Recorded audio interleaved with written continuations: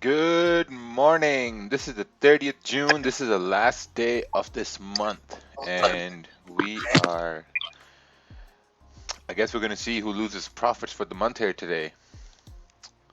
That's what we're going to focus on today. I think the focus on today should be to maybe just conserve profits because this month is about to end. New month's about to start. So, you want to end the month on a very good note. That's going to be my advice for everybody here today. As you So, move, you want to end. Oh, all right. Let's make sure. So apparently, Boris Johnson is giving more money away to. That's like a false stimulus to push the economy up, but I'm not sure it's going to work for the long term.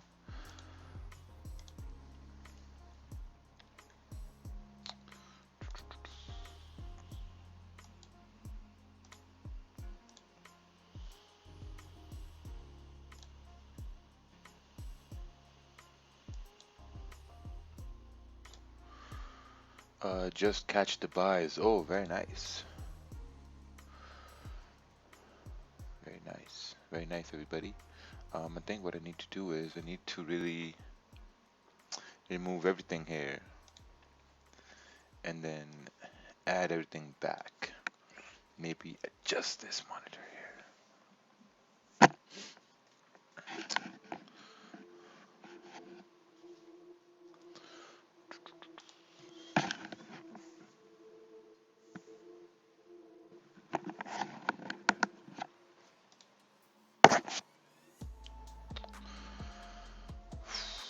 All right, perfect. Let's take a look at.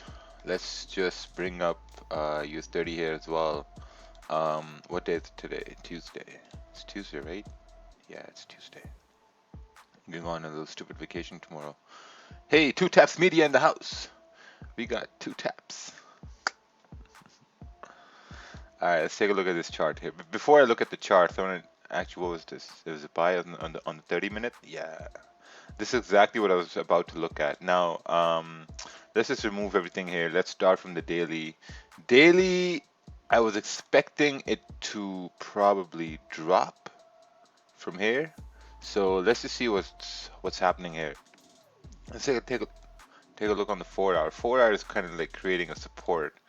There's a support being formed at 132 right over here. There's a resistance at 132,570. So this is in a range, right? This is a very nasty range. There's a low support down here at 131,800. So man, this range, I think this is a very, very important range here. So price really needs to break out of this range. This is around like 40 pips. If you look on the 1 hour time frame, 1 hour is trying to continue going up, but it's approaching some sort of a minor resistance around 133, 300. If you look on the 30 minute made sense to continue moving bullish, which it did. I think since this 30-minute candle broke above this minor resistance, it should continue pushing up, right? But if you go down to the smaller time frame and kind of look at what's going on, I think that this was the move right over here. Now we have this wicks in the left hand side, so there could be an opportunity where price may start rejecting from this area, or this area may start affecting the price, because whenever candles are moving, candles are always looking left. Candles are always looking left to see that, okay, what's happening to the left. To the left here, we had rejection, so like price may start rejecting from this point too. So we'll have to wait and see. I'm probably not going to take a trade within this range here. Probably gonna definitely waiting till tomorrow.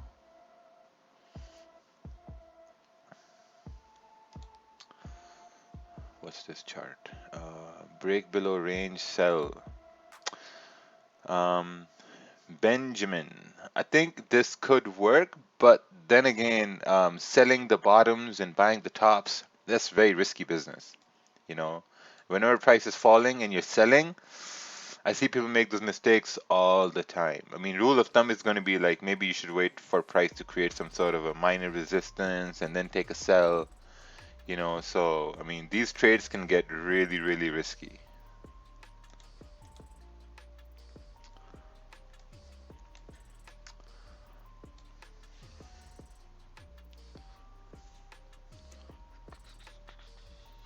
All right, let's take a look at Forex Factory.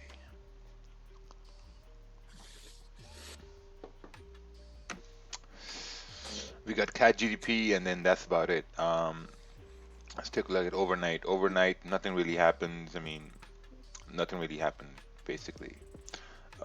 Looking at pre-markets. Let's take a look at pre-markets. Pre-market data is negative 34 points. I'm not sure this is going to move US 30 a lot. What I've been doing is the reason I look at pre-markets is that I look at pre-markets and then kind of see like, which direction US 30 is heading. This is what I used to do when I was trying to trade US 30, but I realized US 30 is pretty hard to trade. So just abandoned that whole idea. But I still do analysis on US 30. I think doing analysis is pretty good. I mean, we're approaching this this resistance here, which was support previously. We created a support right over here. The thing about US 30 is kind of like, I think it respects zones a little bit, which you can see right here. So yeah, right now it's just bouncing around. I would say if it comes down, creates a support, it should continue moving bullish. But that's to just wait and see what happens. Let's take a look at this chart. This chart coming in right now. Ooh, close below support, clean traffic to the left, Euro GBP. I think this is the same trade Benjamin sent there earlier on. I think your stop loss is way too big, bro. Your stop loss is way too big. Your stop loss needs to be somewhere over here. This is way too big.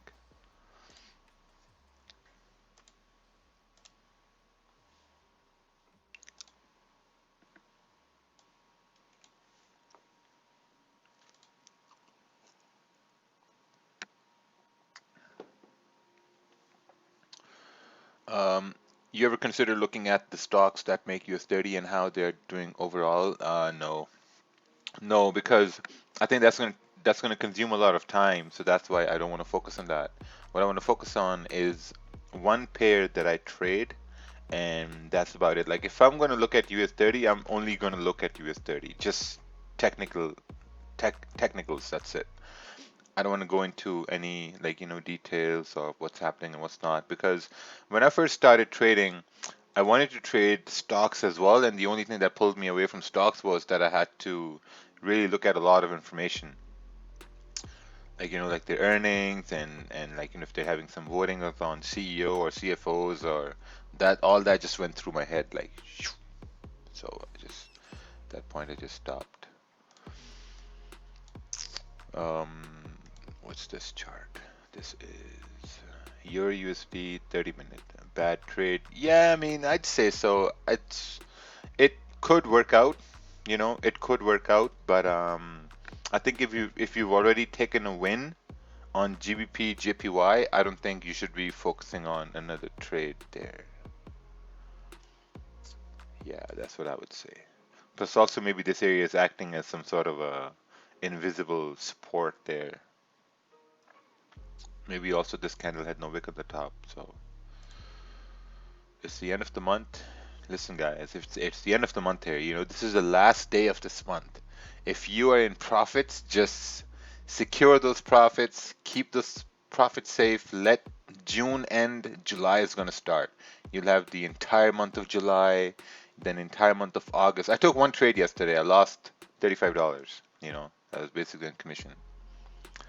And then that's it. Raja Mankel started Forex yesterday and he blew his account on that day. And today he lost 50% of his account. I think I should advise him to watch your stream. Yeah, I think I don't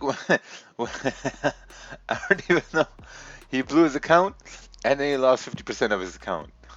Man, that's like 150% loss. Ask him, hey uncle, what's the plan there? How much you plan on losing every day?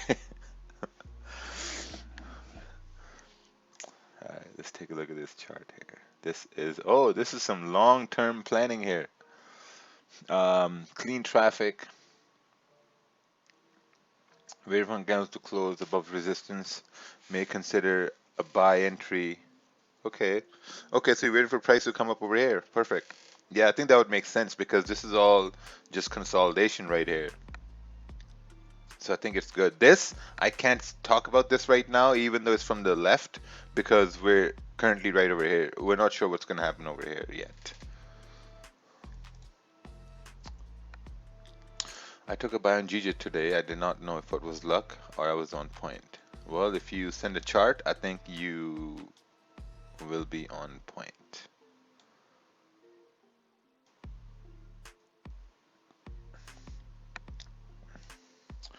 Can you explain how you made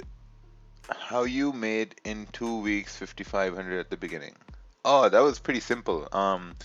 In the beginning, in the beginning, we all don't know how to trade, right? We're just like watching price and price is moving up. We're like, oh, okay, sell. Our price is going down. Oh, okay, buy. And it was pretty simple. What we were doing was basically we were waiting for just 4 hour candles, right? We were waiting for 4 hour candles, and I was waiting for the 4 hour candles to close. If the 4 hour candles were closing at a support, we were taking a buy, stop loss was 10 to 15 pips, and we're just letting it run. If the 4 hour candle will close at resistance, we'll take and sell, stop loss was like 10, 15 pips, and let it run. And that's about it. Had $1,000 account and was just over leveraging it, right? And from a 4 hour support resistance, I mean, price will move around, let's say 15 to 20 pips, and as it was moving, was taking profits and leaving one position at break even, and that's it. The only reason we were losing was when price would come and hit a stop. And the only reason we were losing big was when we were just getting rid of the stop loss. So obviously when you get rid of the stop loss, you start losing big, right? Right. What's this? This is aiming past the high over here. Healthy bullish candle here. Support formed. Yeah, I think it's good. I think it's good. If you look on the 30 minutes, it'll start to make much more sense. Because on the 30-minute, price came down to your support over here. Let me just remove this.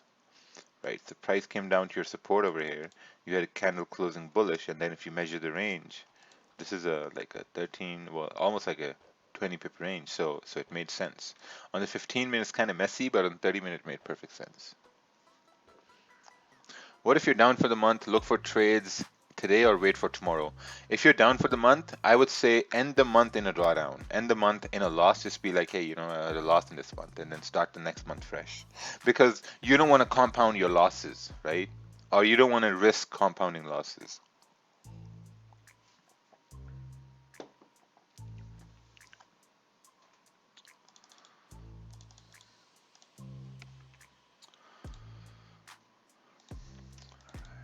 Let's take a look at this chart. Oh, okay. I know exactly where you bought. You bought right over here as the candle was breaking the high over here. I close all positions in 9 pips, but I know it can still move till 13 pips. But I learned from you guys, get one only. Yep, that's true. Just accept what the market gives you and just be happy. That's what I've learned. Just accept it and that's it. Because think about it, man. We have like around 1,300 people. We have around like 100 on Zoom here. Like we all come over here. We just sit like ducks and just watch the market. Basically, some days there are no trades. We just sit around and just watch the candles, and sometimes we get a trade, but most times it's just a lot of sitting around, a lot of waiting around. Y'all, I'm gonna go get my chicken. Don't take no trades until I'm back. Okay, perfect. That's the message from the gulag. um, okay, let's take a look at this chart. So far there's nothing. I'm just waiting for you know what I want to do? I want to basically see GPJPY fall. I wanted to see it fall. Like all this fake optimism they're pushing in the economy, I want it to just drop. Like a drop from 132 even 132,090. I think it's going to be a very, very good drop. That's what I basically want. Because from here we can drop all the way down to here 131, 830, 800. It's going to be like 30, 34 pips. That's what I want. Um, Coming up here, coming above, let's say 132, 350. It's like a 20 pip range, but at the same time, it's just, I don't know, it's not that solid. That's the whole problem. Like, it's just not that good.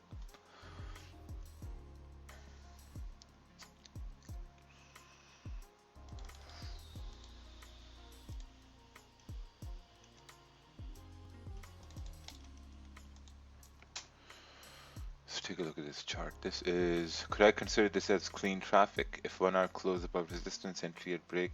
Yeah, see, that's what I was looking at here too. I'm not sure how stable it's going to be because looking at the 1 hour, it looks perfect, right? It looks pretty good, but then like I have these issues. I have these issues here, wick over here, just kind of like rejecting here as well, and then you have all this information here, rejection, rejection, rejection. So that's why I'm not very confident that it should continue moving up. That's a problem I have. Even if it continues to move up to, let's say, 132,600, I'd be okay to let that trade go. Because then I would want price to break above 132,600 and come into 132 or like 133. Because now if you look left, this is a much cleaner area for price to move into rather than this area right over here. Even if you look left, yeah, it's a much cleaner area here. So I'd rather have price come up above 132,600 and trade this area rather than trading this area. That small area is a no-go. And then maybe trading this area down over here, right? Maybe just mark this by green. Well, you guys get the idea.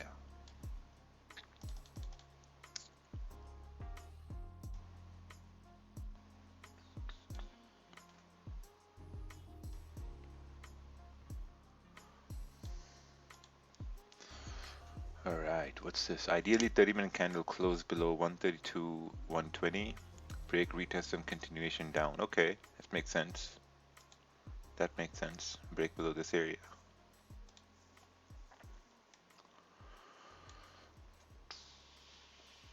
Thought my screen was broken.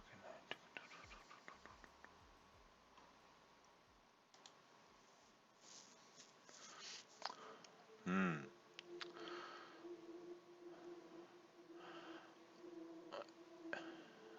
This would not go in my basement. The table I'm building, that table is twice as big as this, and it's going to be like a stand-up desk, like standing up, coming down. So I'm looking for a big desk space because I'm running out of desk space over here.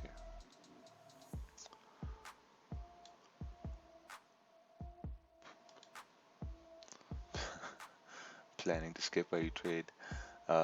Shorts on gold.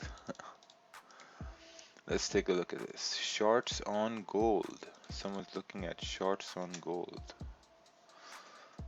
Okay, yeah, makes sense. Makes sense here. I mean, if we look on gold here, gold is still ranging, and I think the only reason gold is ranging is because we got ADP tomorrow, we got NFP on Thursday. Look at this range. Wow. Something's cooking in the economy when gold is ranging like this. Something is definitely cooking in the economy. Look at that. Look at the 4 hour just ranging. Terrible. Terrible, terrible range. It's been ranging for about what? 3 days and 16 hours. That's a lot of range. 3 days and 16 hours. There's going to be a big breakout coming. 100%. Either tomorrow, either this London close somewhere like that, or either tomorrow. We're going to have to wait and see.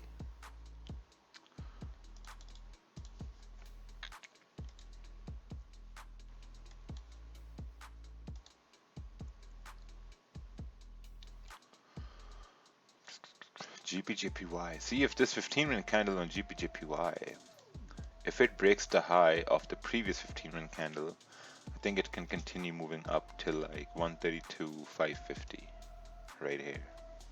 But on the high time frames, kind of look like a very dirty range. So this is when you look and say that, are you going to skip this setup? Are you going to skip this day and wait for the new month tomorrow? Or are you going to still execute and risk taking trades?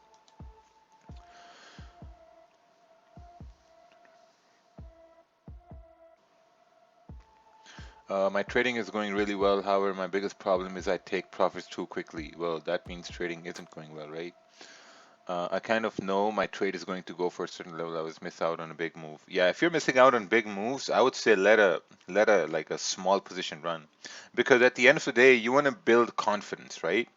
You want to build confidence in letting the full position run, and the only way you can let a full position run is by experiencing what it feels like to let positions run. You know, like if you're having like a smaller position running, that's gonna that's gonna that's gonna increase your confidence in the overall move. Are you taking this trade? There's no trade. 15-minute candle never broke a high. There's no trade.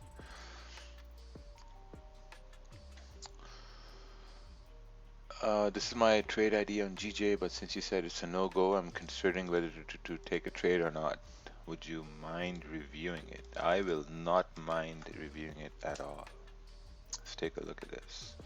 Waiting for the 15-minute or 30-minute candle to close, looking for potential retest stuff. Yeah, I would prefer to see a break above 132,600. That's what I would prefer, right above here. So this will be my green zone. Green zone is going to be the trade zone right here. This is the green zone, and this is the green zone right over here. Let's just put things that way, right? And this is the red zone right here. We only trade the green zones. What I would really like it, like if I'm going to take a trade, I think I'm going to look for sells. I'm going to look for sells. Sells below 132, 100. That's something I'd be interested in for the last day of the month. The last day of the month, man. So exciting. Look at that 30-minute candle coming down.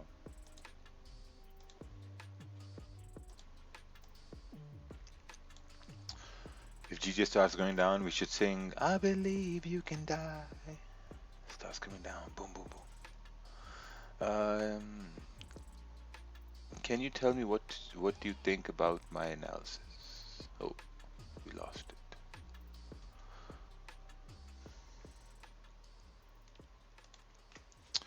Boris Johnson is speaking, it looks like.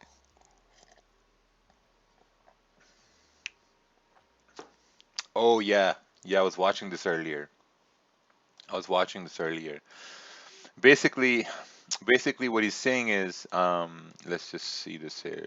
What he's saying is that we have the best police, we have no more racism, we have the best environment to treat COVID, we have the best education, we have the best healthcare. He's just saying we have the best of everything.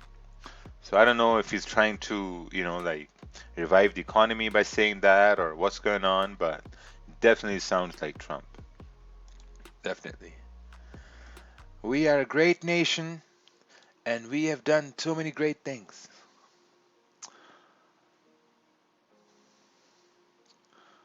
All right, let's take a look at this chart. We have the biggest borrowing. Yeah, probably the biggest borrowing too. We have the biggest debt of the world. Oh, nice. Look at this labeling, so nice.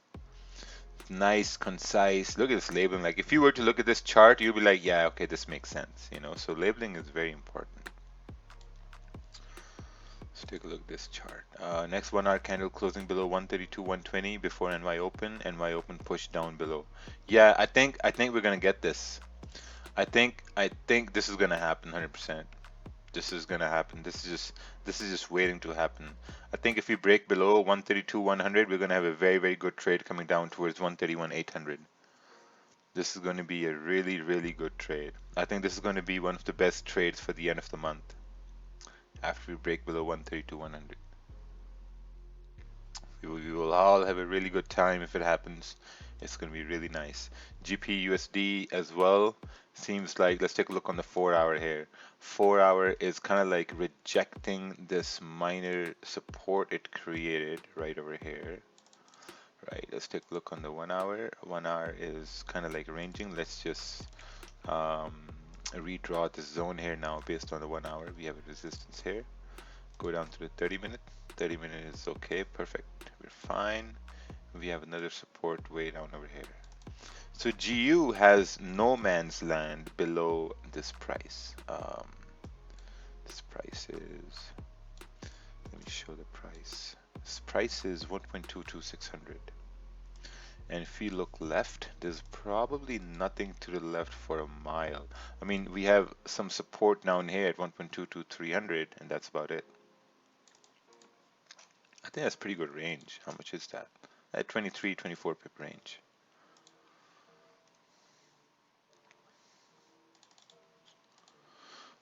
Could you let me know what you think? I think this is hoping to see the next two 30-minute candles respect this resistance. Current 30-minute candle coming down GJ. GJ might not break support yet. Expecting price to fill this. Yeah, I think it's going to continue moving bearish. I mean, if it's moving down right now, where'd you get the support from? Oh, from all the way over here. Yeah, see now this is a small range you have. From here to here, this is like a 10 pip range. So now this is the proper range. 22 pips, 23 pips. That's the proper range on GPJPY. I think your range there is way too small. So I would look at kind of like I'd probably look at it like this. You know, even if I bring it up a little bit, kind of like break it down to the left, kind of makes sense. Could you talk about the chances to being negative in your account? I have some screenshots of a $300 account being negative 7,000 due to some news, something to.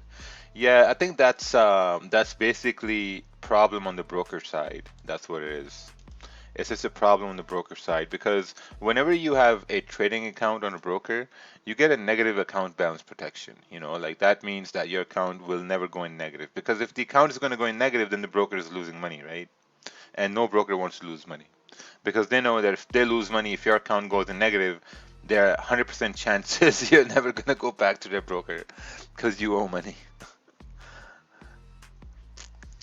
So I think if that's happening on a brokerage where your account has gone negative and it had stayed negative, then there's a problem. IC Markets doesn't have negative account protection. Yes, IC Market does have negative account protection. They do have. My account went in negative 40,000 once, and they credited it back.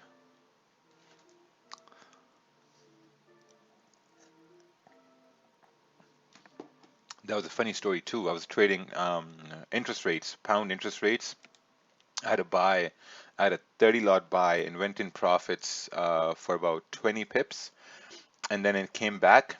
I closed. I couldn't close. Came back to my stop loss. It didn't honor my stop loss. It went past my stop loss. My account went from positive 45,000. I saw it come down to negative. No, I saw it come down to 10,000, then 5,000, then negative $20, then negative $1,000. It just kept falling. That thing just kept falling, and it just wasn't closing. The servers just got knocked off for IC Markets, and then yeah, and then I called IC Markets. They're like, yeah, it was a problem on our end, and they honored that.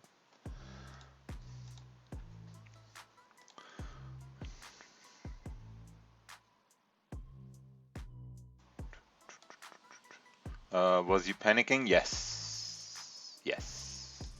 But at the same time, I knew it's not a problem on my end. Like realistically, I couldn't do anything, right?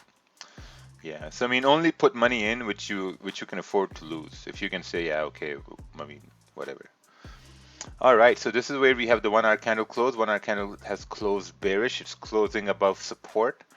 I think the next thing to do would be to wait for price to kind of like come below this area, and then hopefully we can continue down towards 131 800.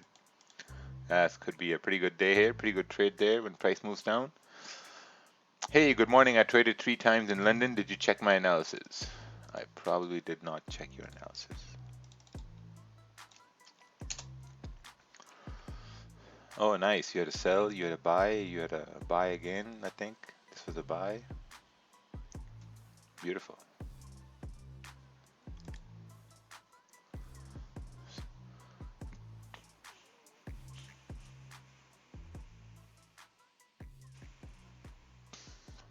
Yeah, I guess it depends. Like some people are saying they had bad experience. It depends what's going on. Whenever I have a problem with an institution, I just call them. it's better to talk to a person on the phone than to just chat. I just call them. I just because you have to understand everyone's very reasonable. People are very reasonable. They will listen to your problems. They'll kind of like, okay, say, yeah, we understand, we understand. So I mean, just call them. Hey, like what's going on? It's my inheritance money, and they'll help you.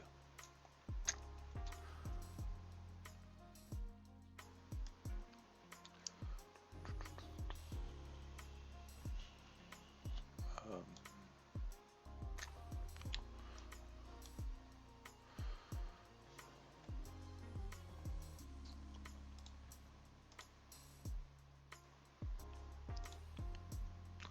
wow, what a range here on gold. Goes mad ranging. USD GPY daily is coming up. We're coming up to a resistance over here around 107,750 right here. Let's take a look on the 4 hour. 4 hours also ranging.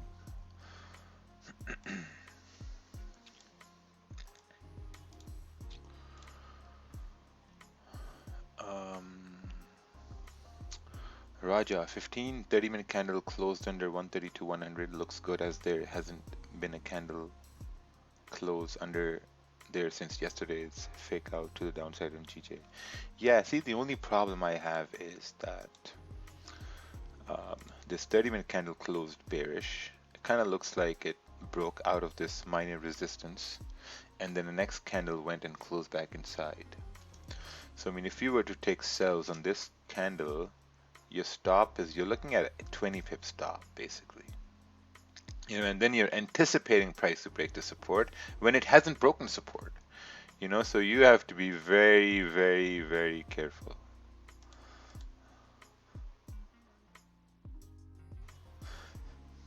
Saul Lozano has a guest here today. Oh, that's amazing. Yeah, see, so you'll have to wait for price to break below 132.100. It's going to be very important. Do you think that the market movers act any differently given it being the last day of the month? Not really. Not really. I just think the only way people say, well, the only reason people say is to just be careful in the last days of the month is so that you don't give away your profits. It's very important. Because even though you do think it's going to come down, I believe it's going to come down. Trust me, I believe it's going to come down. I think if you look at this daily candle, I think this daily candle is going to continue moving down and kind of like break this low here and continue down to 131,800. I think that's supposed to happen in GJ. GJ is destined for that. Market moves strange when the last day of the month on a Friday is what I've seen. Yeah, exactly. If you look on the weekly, the monthly candle, just take a look at this monthly candle, right? Look at this monthly. What the hell does this mean? Like if this monthly candle closes bearish, let's say around 131,800, then I think the next monthly candle can continue down to fill this wick at 129,300. It could happen. It could very well happen. So we'll have to wait and see.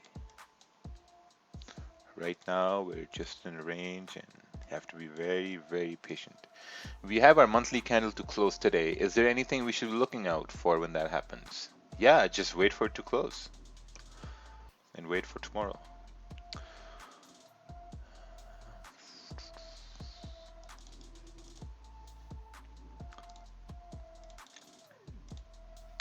Let's take a look at this chart.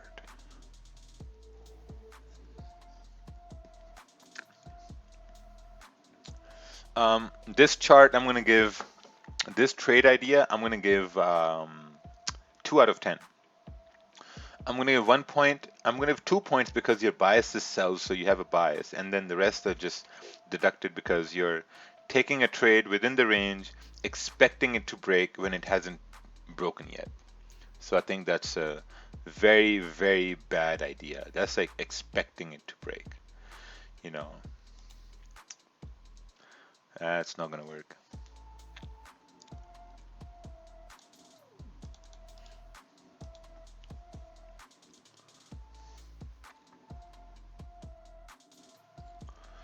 That's like being lactose intolerant and drinking milk and expecting nothing to happen. You know, when a lot of things are gonna happen. Raja, I opened an account on Hugo's Way so far. It's amazing. Oh, very nice.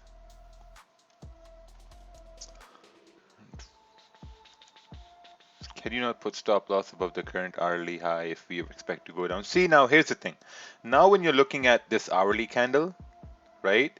And if you're really getting risky, now basically, first of all, you're putting your stop all the way up right over here, right? To be very, very safe. But since it's breaking the low, the only problem I have is it's breaking the low of the previous hourly candle in the first 6 minutes of this hourly candle. So you can't have a stop above this one hourly candle. I mean, if you still do, it's going to be like 10 pips, but then you risk into a problem that it may come up and like, tap you out because it's only been 6 minutes.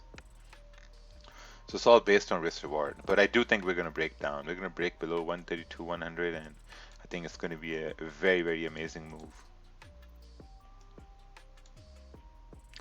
Coming all the way down to 131, 800.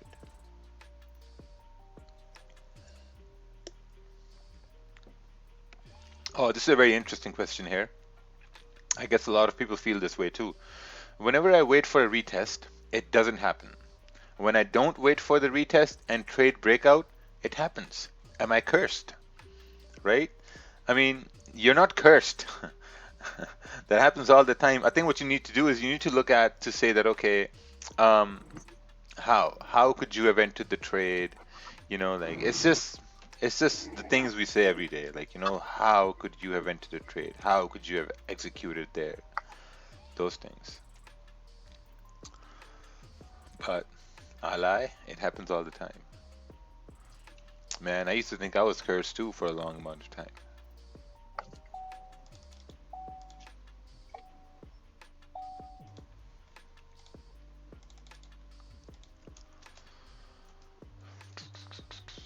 What's this? Your JPY price was coming down. Price created resistance, break and retest, possible target. Yeah, it makes sense. Once it breaks here, I think it makes sense. Why are many people? Why are many people not trading on month end? The number one reason is because they are securing profit, or they're like, like it's the end of the month. Gotta be. It's like the end of the week. You just gotta take it easy. I know I'm securing my profits. I'm not going to trade until something really sticks in my face and slaps me and says, "Hey, Raja Banks, look at this one, man. You cannot miss this trade. You have to take this for the highlights." So that's something I'm waiting for.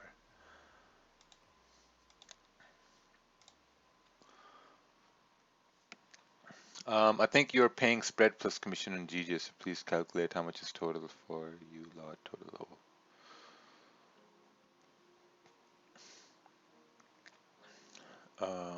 I haven't watched many of your videos, but I wanted to ask, did you ever use fibs?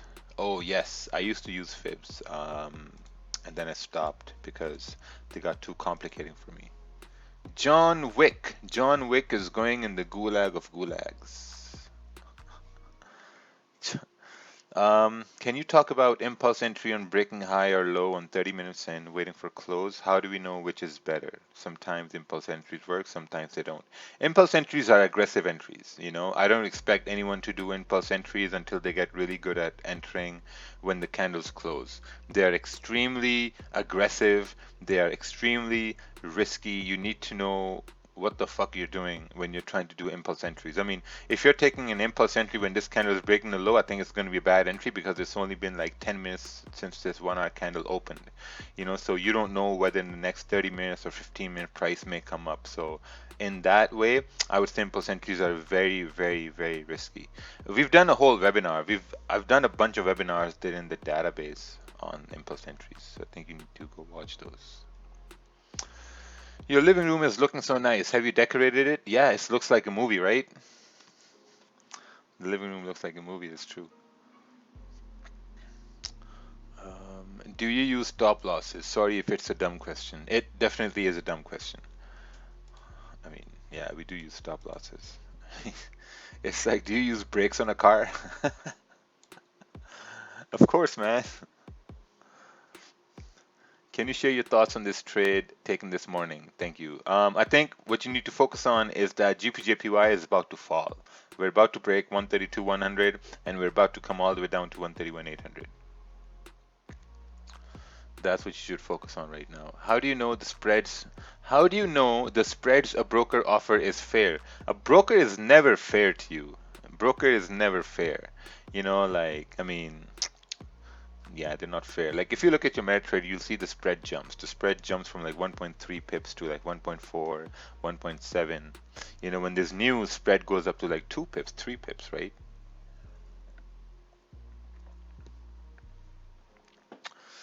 Anyway, I can switch brokers. KOT be taxing heavy. Yeah, KOT charges a lot of charges there.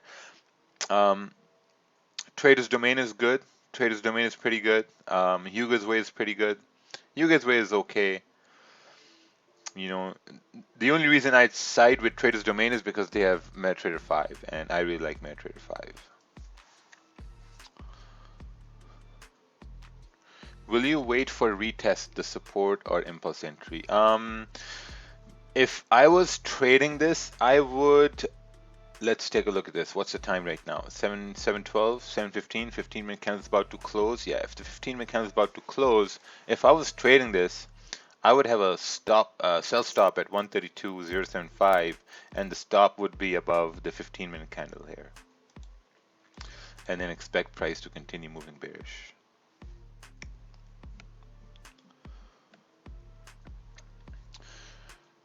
Do you know anything about broker purple trading? Nope.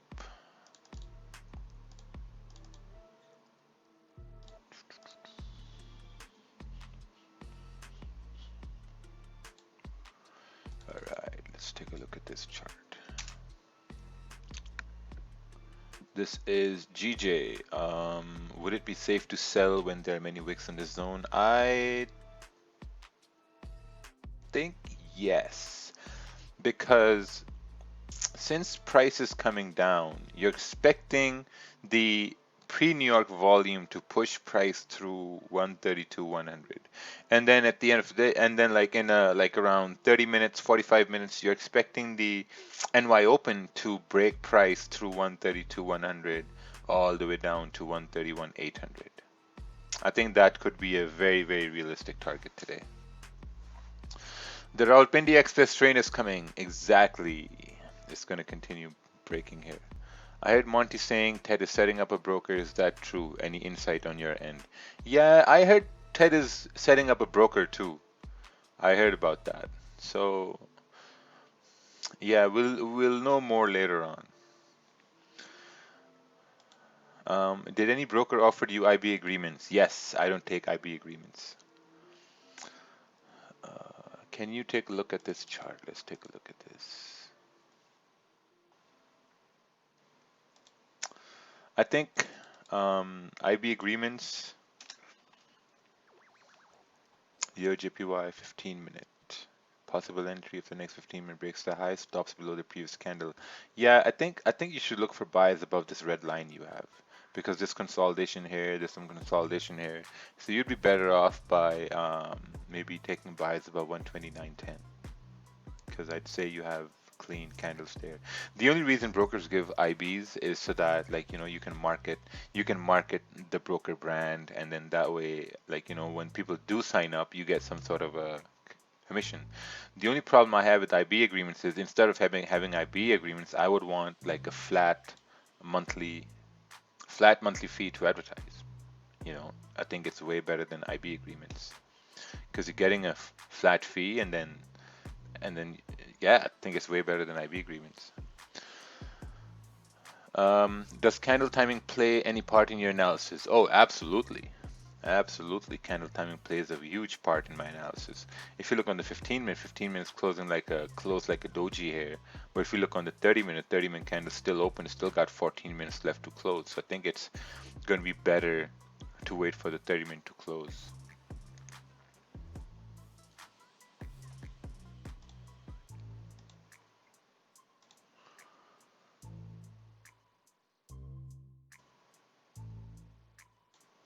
Looks like US 30 is trying to break above This area right over here. Have you heard of Eva Trade? Any idea about them? I have no idea. Eva Trade. Fondex Broker, no idea. Wow. Where do people get these names from? Eva Trade. Oh, someone uses them. They're okay. When candle break and close, do you put most emphasis on? I put most emphasis on a break, right? Now, I would want a candle to maybe look something like this. Like I put a lot of emphasis on visuals, you know. If I see a candle closing like this, I'm taking sells 100%. I'm putting my stops above the previous candle and then I'm expecting the next candle to continue dropping, right? And the whole reason why is because now this candle has closed below this 1, 2, 3, 4, 5 candles, you know. So these candles couldn't close below this area, but this one gladiator candle closed below all these candles. It did what all these candles couldn't do. So then it's kind of like paving the way for the next candles to continue moving bearish.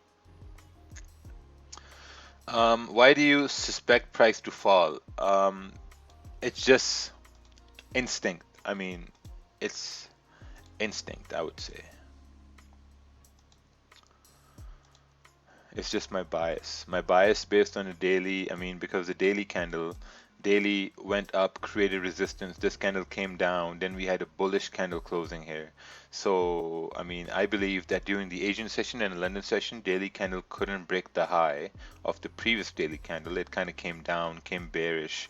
And I mean, if it stays below 132,600, I think there's a very, very high chance this daily candle is going to continue down to break the low of the previous one and then continue down to 131,800.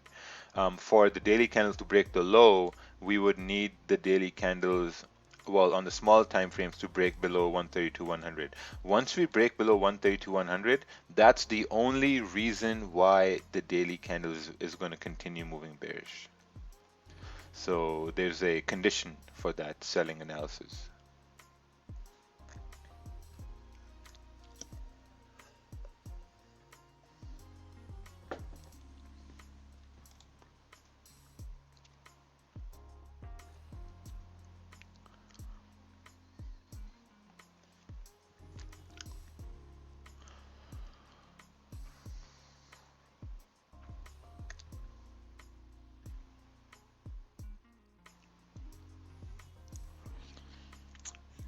US 30 is breaking up over here. I think it's going to continue moving towards 25, 700.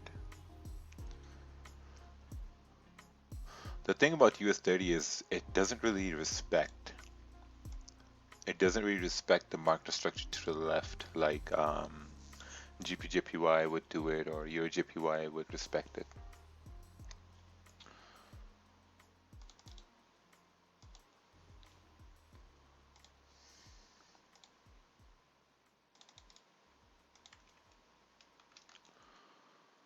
Ooh, wrong chart. Jeeve 87. You sent your first chart and you sent a wrong chart.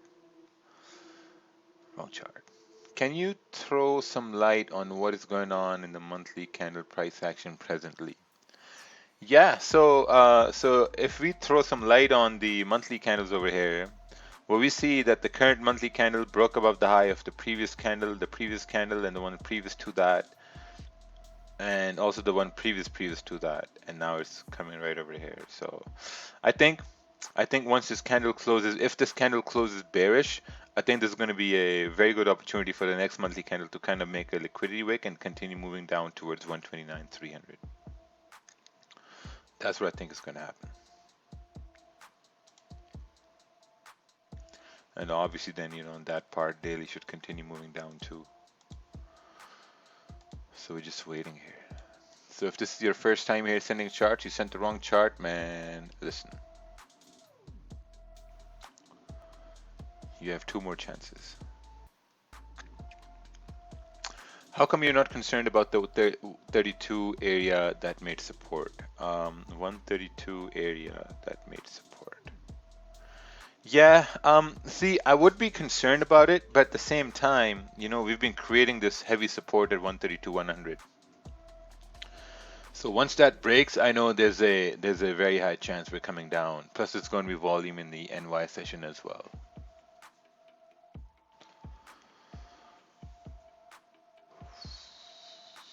Will your bias change if this current candle closes bullish? My bias will change if we start breaking above 132,350. That's when my bias is going to change.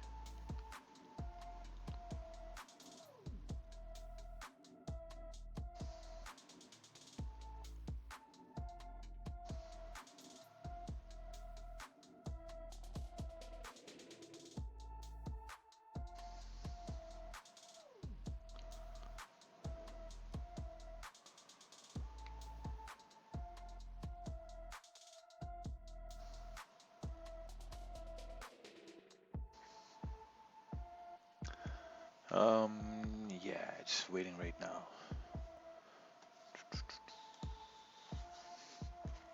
US 30 should continue moving here since it's closing above 25,600. If I'm a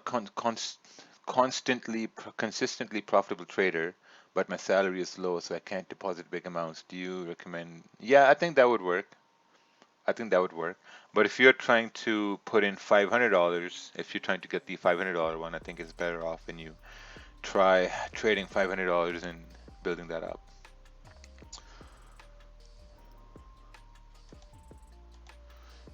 I'm asking about weekly and monthly traders, where they're placed stop loss and entry.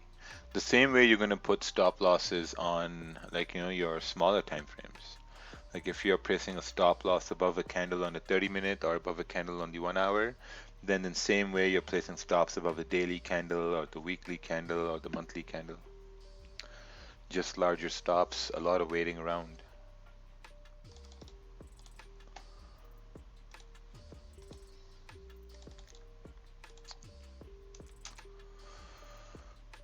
All right, attention to this wick. It can cause problems. It's liquidity grab. Yeah, exactly. So this is a nasty range here. So you're waiting for price to break out of this nasty range.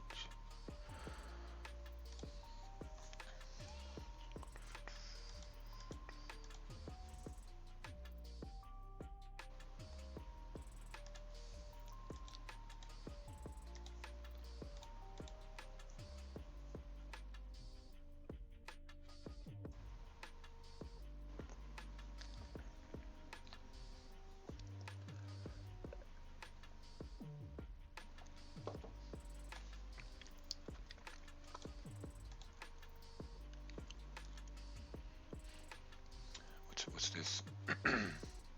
If this 30-minute candle closes a mini bullish candle, the next 30 minutes starts to break the low of it.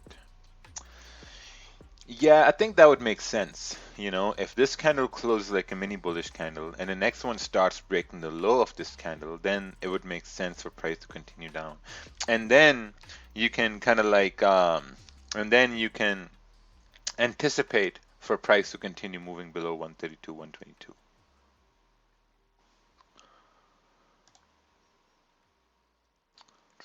What does liquidity grab actually mean in terms of being aware of it and watching out for it? Liquidity grab is basically when price moves the opposite way before moving in the desired direction. So some people took this buy on GPJPY based on this candle closing bullish. So this wick down, this is liquidity grab. Price is like coming down, grabbing liquidity to continue moving up. So that's what a liquidity grab is. What makes you think GJ will break 132, 100? It's just my bias. I mean, it's just my bias, right? I can be wrong, I can be right. If I'm right, I might make some money. If I'm wrong, if it doesn't break, then, there's no trade. Do you think there's a difference in taking impulse entries between different sessions? For example, Paul always takes impulse entries on break of high or low. Yeah, it could work. It works. It's a higher risk though. Um, it's a higher risk because sometimes when you're taking impulse entries at support, that's a garbage entry. That's garbage entry. That just shows that you need some more experience with taking impulse entries. So it's better to wait for candles to close. Hey, Raja, please take a look at GU. All right, let's take a look at GU here. Closed full as 15-minute, 30-minute close below support, sells as the 30-minute broke the previous low. See, this is where impulse entries are very, very hard, right? Because you're basically selling the low. That's the whole problem with impulse entries.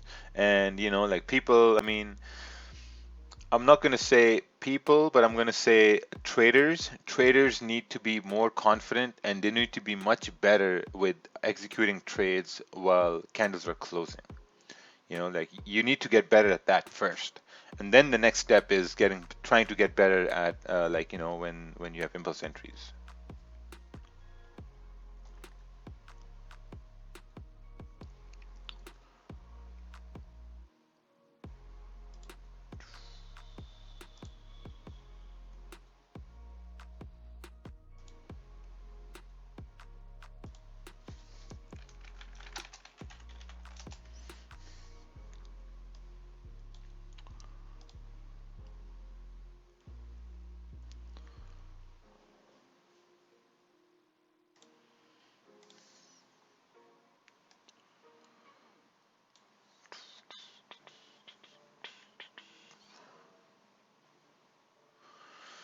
Would you mind checking this and see if it makes sense to you? Okay, let's take a look here. Let's take a look at this chart. This is AUD USD 30 minute, planning to buy when this 30-minute candle closed bullish with 9 pips stop. The only issue is that there's this consolidation area here that might cause some problems, right? AUD USD, let's take a look at that. AUD USD.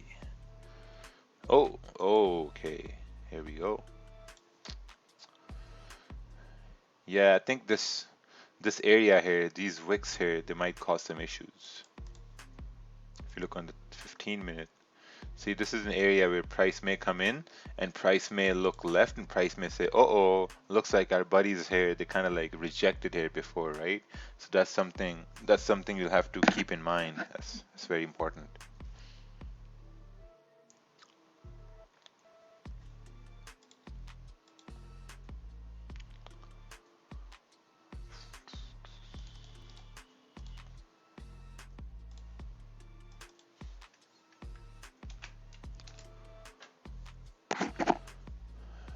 GJ 15-minute.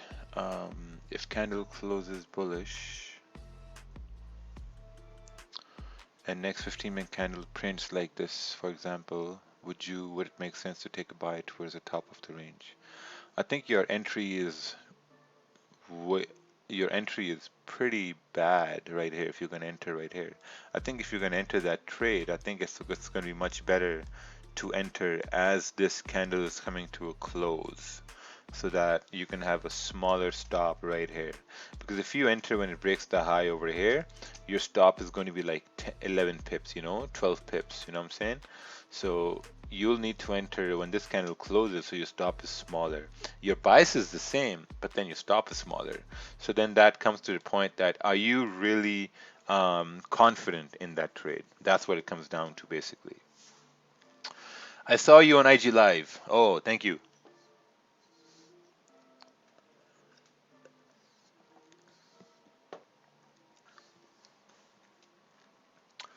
So see, as this candle is coming to a close like a weak bullish candle. Let's take a look on the 30-minute. 30-minute candle is also kind of like this. So yeah, it's still ranging here now.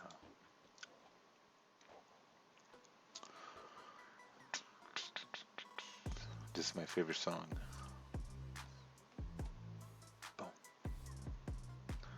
Boom. The Zoom chat can't hear the songs. That's a problem. Oh, my battery is running low.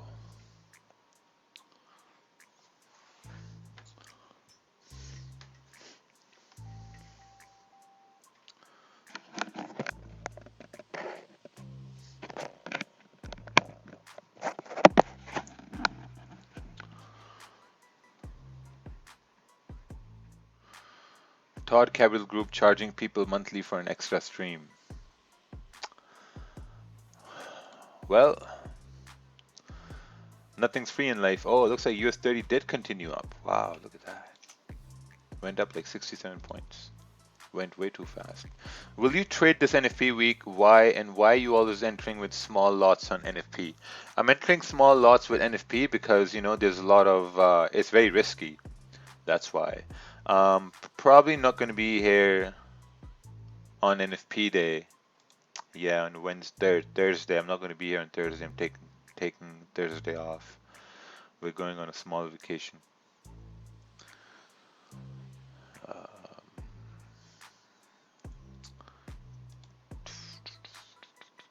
Can you take a look at USD CAD? I think you need to send a chart. All right, let's take a look at this. Let's take a look at this chart. Ooh, sells below 131,790. Okay, this makes sense. This makes sense.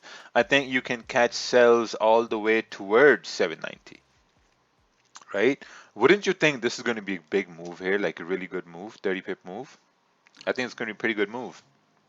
We could get it done. Where are you going? We're going to Niagara Falls.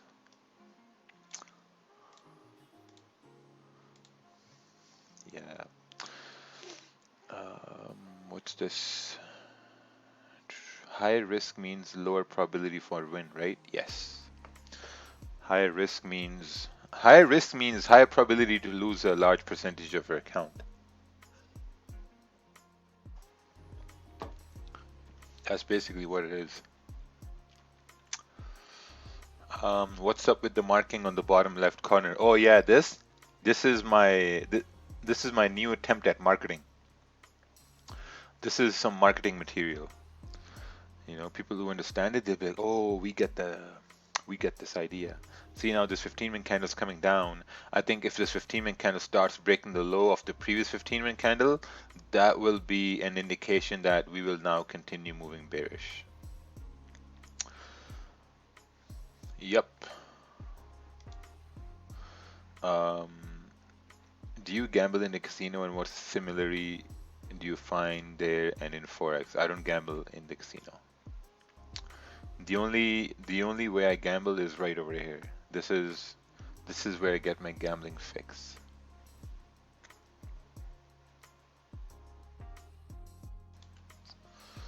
Let's take a look at this chart. This is 30 minute. Looking for sells below this area. Yeah, looks good. Looks good coming all the way down over here. So what I'm going to do is I'm going to keep this price in mind. What's this? 132, 158. So I'm going to keep that in mind, and I'm going to keep looking at that. Because once we break that low, I think we're going to continue moving down. Let's take a look at this chart. This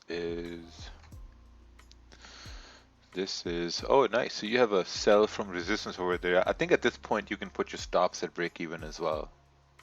If you put your stops at break even, I think it's going to be a pretty good idea. Ooh, we have Jay Salve in here today. Hello, hello.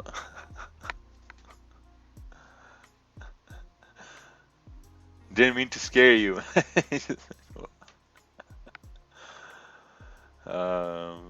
Perhaps a strong bullish close could be a nice sign of bearish momentum coming in.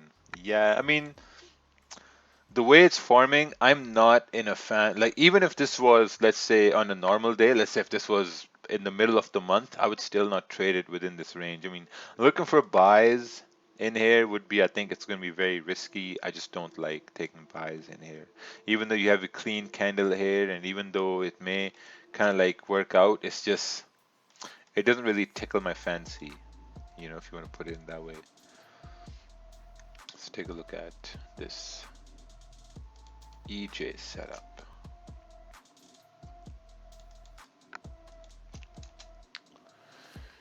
Euro JPY, clean candle, break above 120, 128.80 and break below 126.60.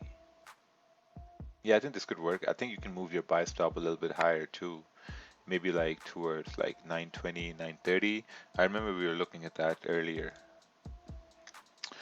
Any advice, please? Lately, I've been taking 3 trades in a session. The first and the second are the one are losing trades, but the third puts me on break even or profit sometimes. What should I do? So if 2 trades, if you're losing the first 2 trades, I think you need to look why you're losing those first 2 trades. What's going on? How could you have taken the opposite trade? And then you're gonna find that you don't really need to take a third trade.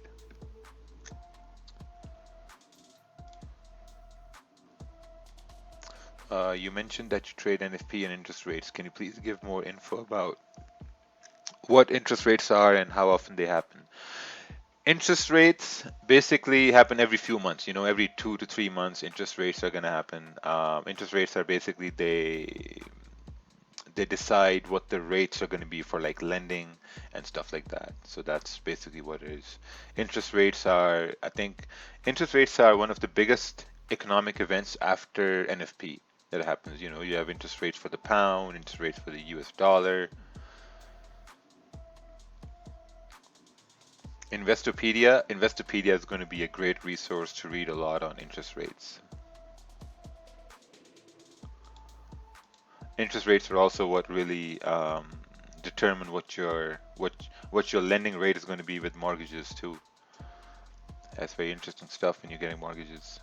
See, last year rates were kind of like high in Canada, and then slowly they started dropping because once the US reduced rates and Canada followed a little bit, so mortgage rates came down really, really low. And now they're trying to bring them back up because, trying to revive the economy.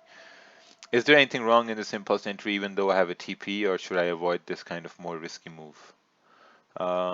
US 30, yeah, I think it was pretty good. Your stop was right here. So if your stop was here, I don't think anything's risky if you have a stop loss and you know exactly how much you're risking. So I think it was pretty good. The bias was up since this candle broke up, so you looked at the bias, it was bullish and it worked out. And if you look at GJ right now, GJ 15-minute candle is about to break the low of the previous 15-minute candle. It hasn't broken it yet. It was about to break it and it just reversed. So I think even if it comes down towards like 132, 151, 150, could be pretty good.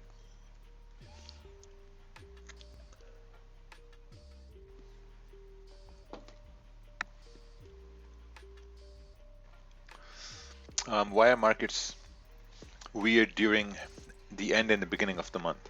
Well, what happens is in financial institutions, most of the time is that they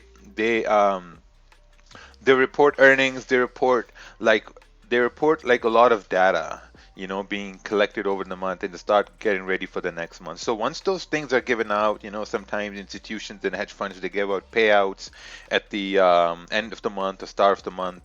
So all those things, they play a big role in how the price moves. So which is why, guys say, hey, like, you know what, it's the end of the week or it's the end of the month, so be careful because there are a lot of things happening in the background which we don't know. So that's why it's really important to stay extremely cautious about the end of the month. Since this is the last day of June, I mean, sometimes price may do some things you're not really like. They might throw you off a little bit. But as of right now, since price is coming down, it really needs to break the low of the previous 15-minute candle. There we go. It's breaking the low. I think if someone's trying to look for trades, this is going to be the opportunity right over here. Maybe, yeah, your stop is going to be like around 10 pips, and then you're anticipating price to continue down to 132, 100, which is 5 pips away, and then with the NY open, you're expecting price to continue down towards, 131, let's say 131, 900, which is like 25 pips away. If you have a sell stop down over here somewhere, your stop is going to be around 18, 20 pips, right? So you have to decide a smaller stop or a bigger stop.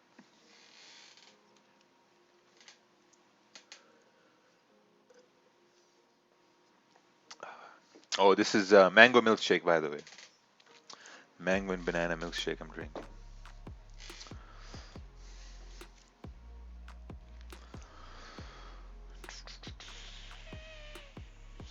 Look at gold. All right, let's take a look at gold. Gold is ranging still.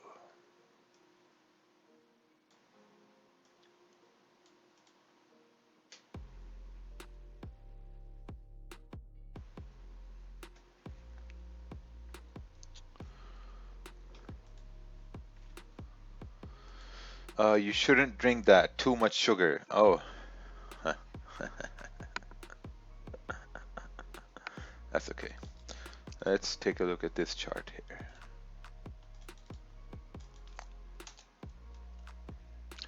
Ooh, man, wrong chart. I can only expect wrong charts from the gulag here all the time. Come on. Work with me here, guys. Come on, work with me.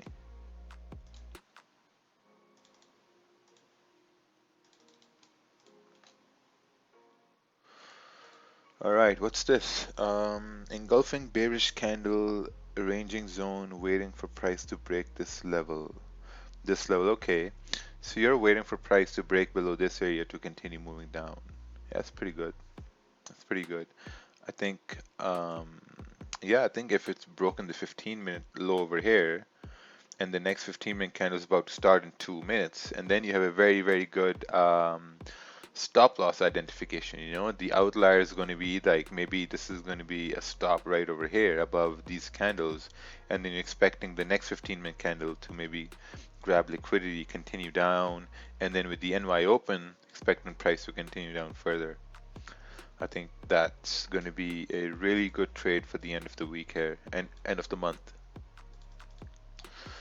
Hey, I know you don't trade trend lines, but what do you think of this very long hold? All right, let's take a look at this very long hold.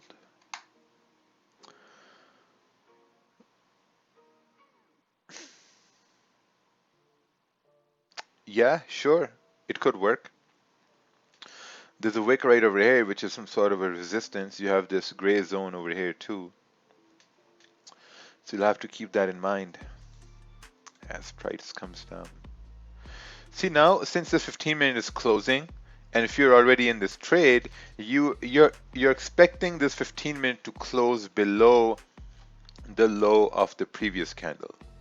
You know, that's what you're expecting it to close. If it closes anything less than that, if it closes like a weak bearish candle, then at that point you're really maybe closing a percentage of your position, you know, or you're maybe like, you know, reducing your risk because the weaker close this candle has, the lower probability the next candle has to continue in your direction.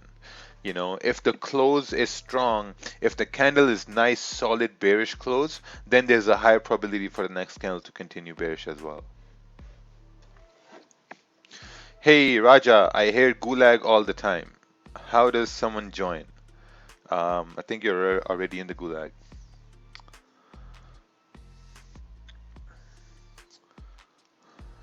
Um, all right, let's take a look at this chart.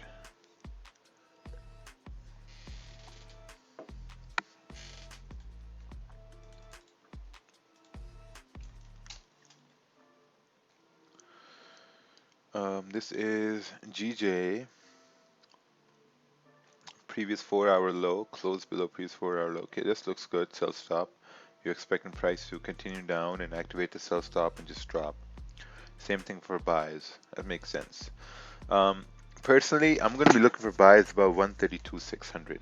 That's where I want buys, above 132,600.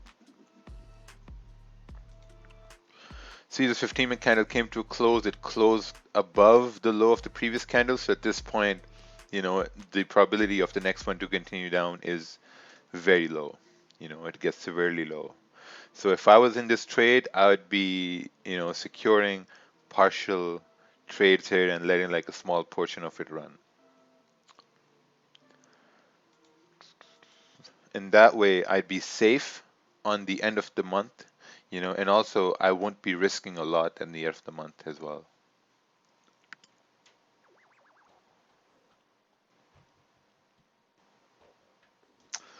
So now, do you think we can go bearish? No.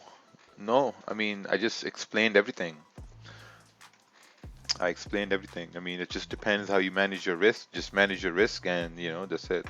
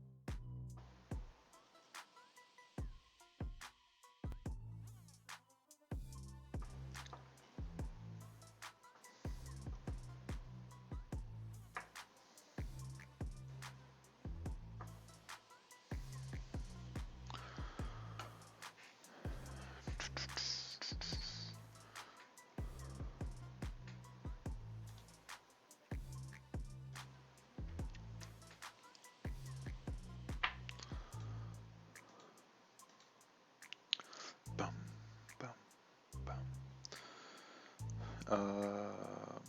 Are you on? All right, let's take a look at the second attempt over here.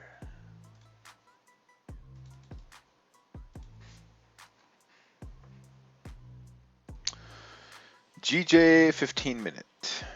We can also take a buy if the zone will break. Yes, so those will be pretty good buys if we break above there. I think better would be about 132,600. That's going to be much, much better. What is your average percentage increase, or what is acceptable per month? What are your goals on your account each month? Probably like, I don't know, like 10%, 10% a week, something like that. I'd say, yeah, 10% a week.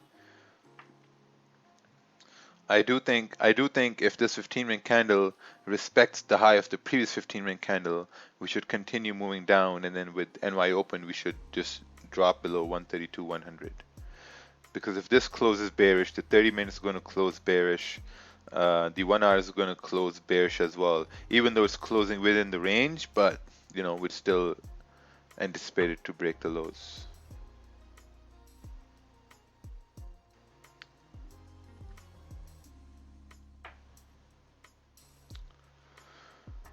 Have you ever considered opening a PAM account? Nope. Never even crossed my mind. Would you consider a small entry on the break of the bottom wick here? Small entry, like a smaller risk? Yeah, for sure. Like smaller risk, as long as you're not risking anything substantial at the end of the month. Because you have to understand, right? Like, what are you going to be risking at the end of the month? Really, that's what you have to understand.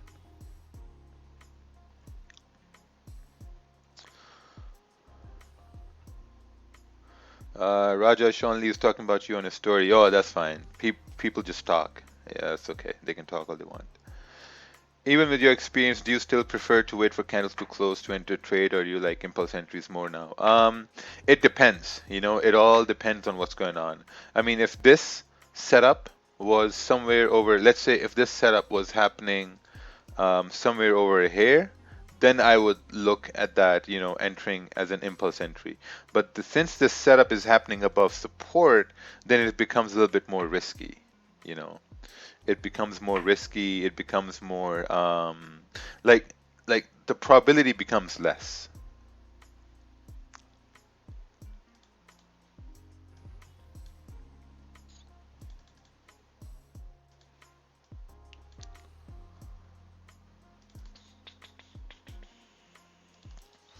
All right, let's take a look at this chart here.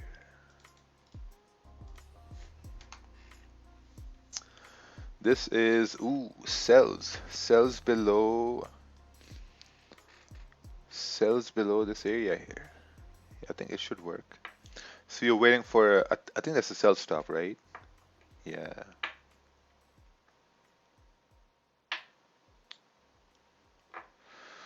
To be honest, your money is at risk every day in the market. It doesn't matter if it's the End of the month, start of the month, end of the week, beginning of the week, it's always at risk. That's true. But at the same time, you need to identify that, okay, whether are you going to put it at risk at the end of the month, or will you be willing to put it at risk in the middle of the month? So there are two situations where you need to really, like, substantiate that, okay, where are you going to put the money at risk? Because putting money at risk in the start of the month or at the end of the month, the probabilities aren't in your favor, basically. So that's that's something you have to worry about.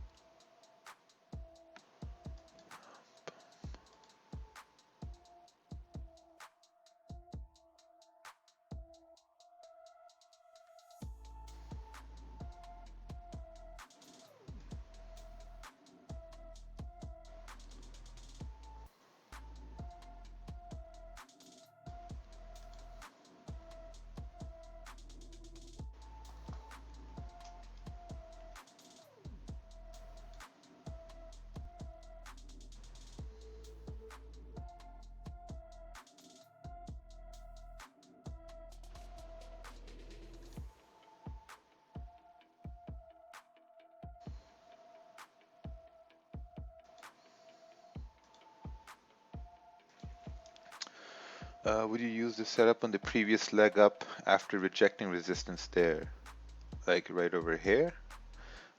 I'm not sure what you mean. I think you need to point that out. Oh, right over there. Yeah, for sure. For sure, because we made support, candle closed bearish. It had no wick on the top, which means there's no range for the next candle to go up. So the next one just started to come down and corrected this move up.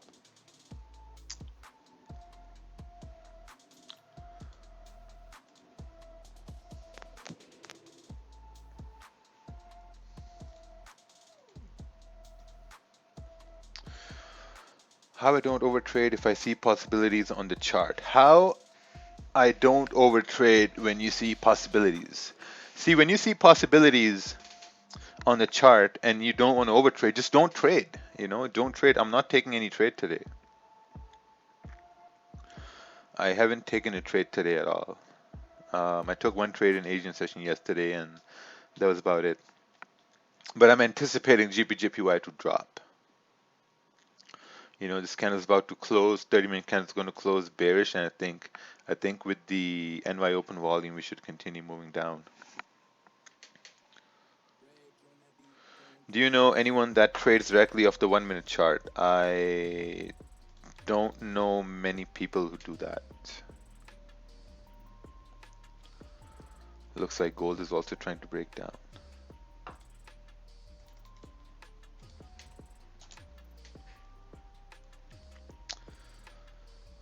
Ooh, what's this?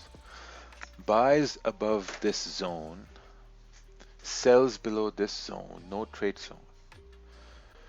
Once trade is in profit, break even. Okay. Okay, I think you need to kind of like narrow this zone down. You need to kind of like make it a little bit more narrower, make it much more nicer.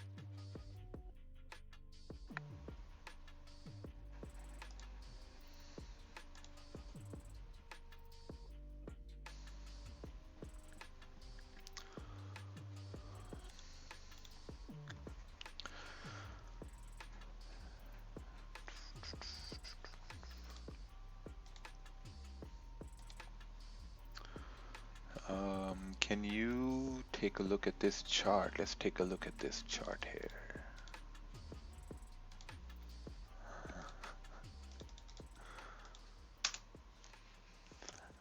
This is GJ 30 minute. Do we need to wait for this candle to close bearish after the bullish candle tests resistance?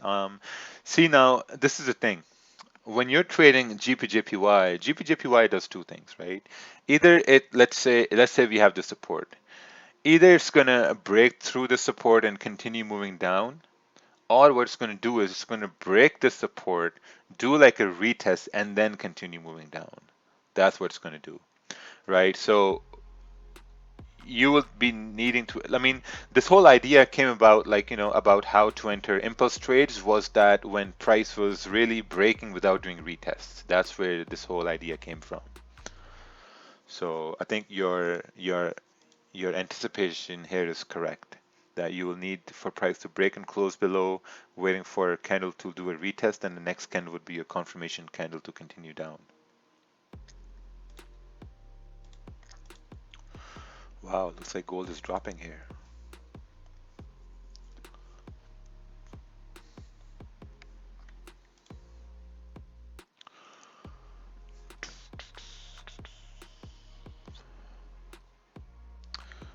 I know I've said this a lot before, but just thank you for your efforts here. I've grown a lot since the stream in 2020. That's awesome. That's awesome, man. Like I think if these streams have really helped you in some way or another, man, I think that's amazing. That's truly amazing because we used to do these streams privately, with our groups. Like privately, we would sit down and we just do these streams. And I mean, since we started doing the live streams, it's just amazing the community we've built here.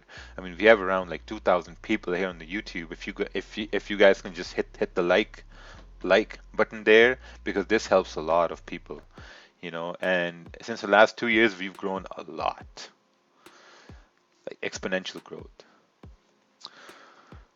Can someone log into a broker through TradingView? Yes, if you go on TradingView, trading panel, I think. Yeah, so these are the brokers. Choose your broker and log in to your account. You can find information there. So you can basically look to see what brokers are supported on TradingView. So far, there's Gemini and there is FXCM. That's it. So with FXCM, you get 33 to 1 leverage. So these are the only two things. Any correlation between gold and JPY? Nope. There's no correlation between gold and pound yen. One is also good.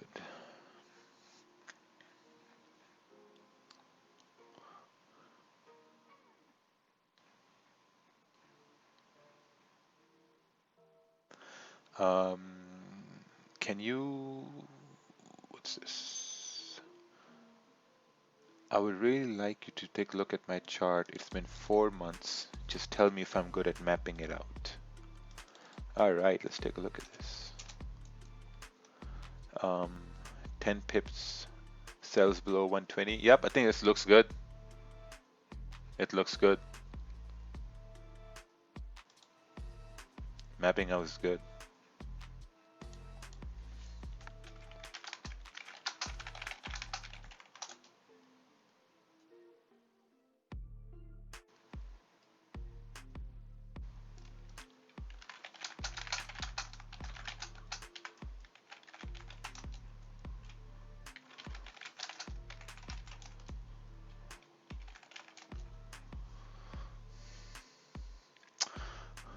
Ooh, looks like we're coming up over here now.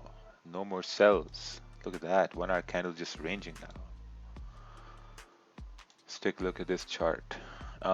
This is wait for price to close below, retest the broken range, and then drop. Yeah, I think that's going to be a pretty good idea. Wow, look at this drop on gold. How big is this drop? This is like, oh, it's like 40 pips, 42 pips. Pay attention, because if we get a move on GJ, it will be right now. Oh. Current. So basically, this is the New York Open now, and the 30-minute candle didn't really close bullish. 15-minute candle, it didn't really break the low of the previous one. I mean, if it closed bullish, I think now it's just going to continue to go up. I mean, someone can say, "Oh yeah, we're just changing biases," but it is what it is. Like you gotta get with the program. You gotta get where the market's moving. You know. Um, I think the stream is more than just sharing technical and how trading, but the wisdom of the art. Yeah, I think it's art. Trading is an art. See, so at first you were looking for sells, you were managing risk. Once the risk was managed, and then you see that, okay, maybe it's changing biases now, maybe it may start moving up towards 132, 360. And once you really start looking at these things without trading, by the way, without trading, once you start taking a look at these things, then things just become much more easier. Mr. Floyd is back. Floyd is the number one hater on YouTube here. Hey Floyd, if you want, I can bring you on the mic. Since it's an easy day here, we can have a discussion on the mic if you want. Eh,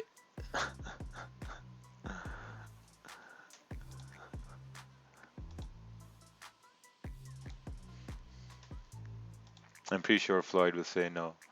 That's okay.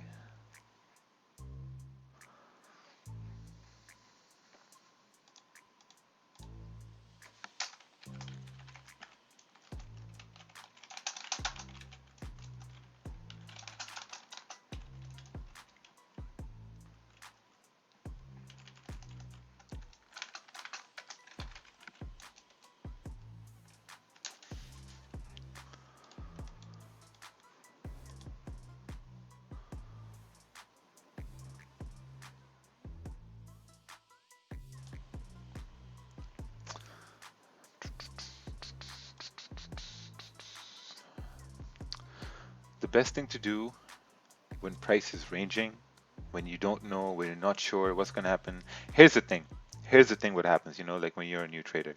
You're a new trader, let's say you took a sell, right? You took a sell, price started moving up, you closed the sell, right? You closed the sell. And then you're like, okay, you know what? Now price is going to start to go up. So then you take a buy. You take a buy, okay, price is going to go up. Then price starts to come down. You're like, oh shit, now this is the second trade I'm losing. You close that trade. And then price starts moving down, and then you take a third sell, like you take a third buy, like a third trade to take a sell. And then that possibly doesn't even starts working out. That's when you start moving into over trading, because now it's something that I was talking about yesterday in my IG live, is now you've connected yourself with the market. You've connected yourself with that loss. You're like, oh no, no, no, I'm gonna get this trade. I'm gonna get this trade. And before you know it, you're deep 3, 4 trades. And once you're deep 3, 4 trades, that's when problems start happening. So that's why, I mean, sometimes, when you lose a trade, always have a rule that, okay, how much how much time are you going to take away from the charts? Like, are you going to take away like 30 minutes, like an hour? Are you going to wait for things to calm down? Because the most like the biggest problem is whenever you take a loss, that's an emotional attack. Whenever you're taking a loss, so it's very important to take some time away. Take some time away, regroup, like, maintain your emotions. So, like, you can come back with a very clear mind. It's very important. Um, what broker do you recommend a low spread and safe to trade? I think it depends where you live too. I mean, if you're in the States, your options are very limited if you live in the States.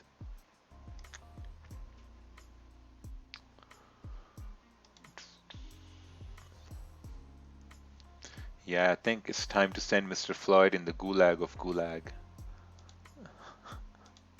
Now Mr. Floyd can never come back.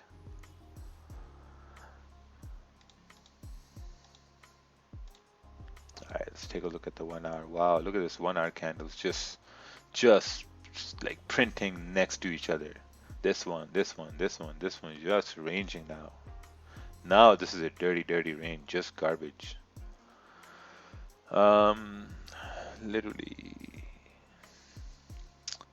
Yeah. See, someone asked, how do I deal with um, negativity? The only way I deal with negativity is if it's done, like face to face or on a phone call or like like on a mic. I think that's the best way to deal with negativity. I mean, we're all grown-ups, we're all grown-ups. If people have something to say, I think they should be saying it on an open forum. Like, can you, like come on the mic and talk about it or discuss things. I think that's the way to really, like, talk over your differences that we have. But like not everyone is that mature, so it is what it is.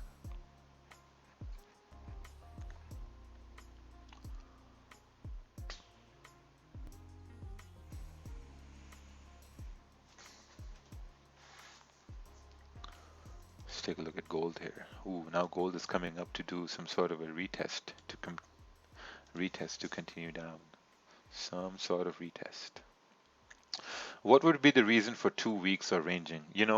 Um, in retrospect now, what I think the only reason it could be for the 2 weeks of ranging is just summer months. I mean, I guess there's no volume at the end of June. Maybe that's why we're just ranging. It's just been very hard to trade. Last week it was really hard to trade GPJPY because of all the range. And this week is just starting. It's the second day of the week, and I mean it's the end of the month here. So summer months are really slow. Summer months require a lot of discipline. That's what it is. So you have to be really disciplined in summer months. Is there a way to open a checking account and trading account outside the USA? Yes, you need to live in that. I know, like some of my friends, they have nationalities in other countries, let's say like Jamaica or whatever. So you can go there, open up an account, and you can register IC Markets account from Jamaica and then trade in the US. That's another way to do it.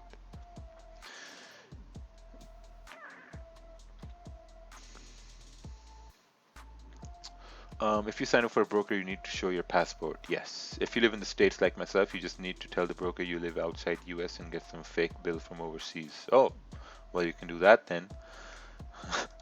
I hope it works.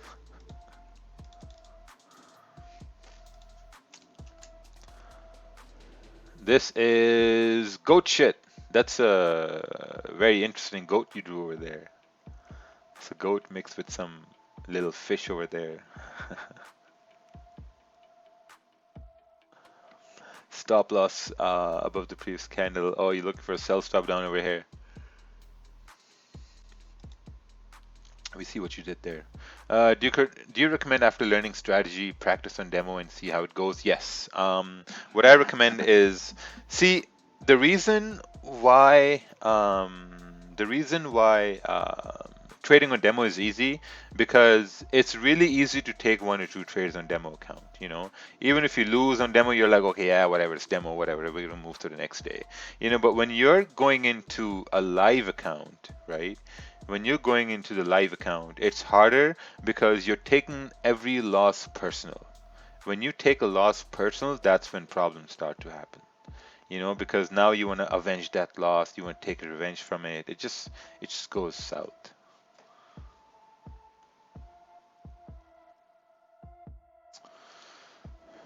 Previous 4-hour close below the support. Do you think this is a good 4-hour short? Previous 4-hour close below support. Yeah, see, the thing is, we have this minor support here too. The smaller time frame supports. So it needs to break below this area, or it needs to break above here or above here to kind of like have like some sort of a decent move.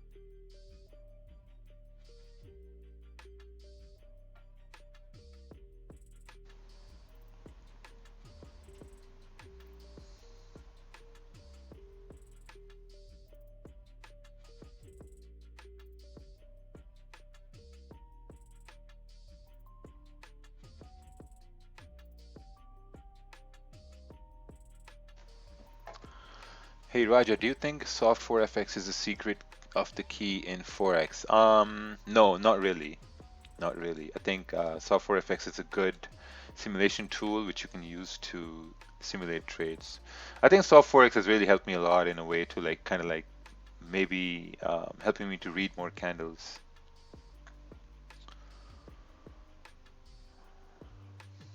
But the one problem with software FX is when I first started, I was simulating all day. I was simulating for hours on end.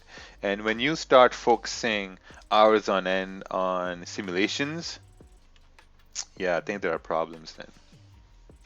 There are problems because you can easily get sucked into that. You can easily get sucked into that just like a game.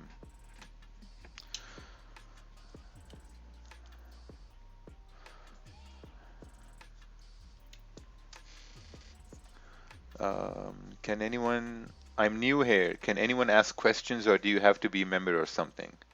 Well, you just asked a question without being a member.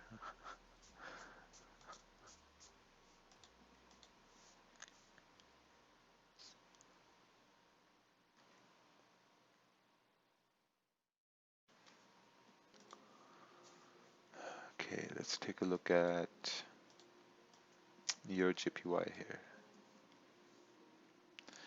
Ooh, your JPY. I think your JPY is the only thing that's trending here today.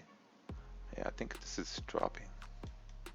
I think it should continue down. Look at this. This is what we needed to see on GPJPY.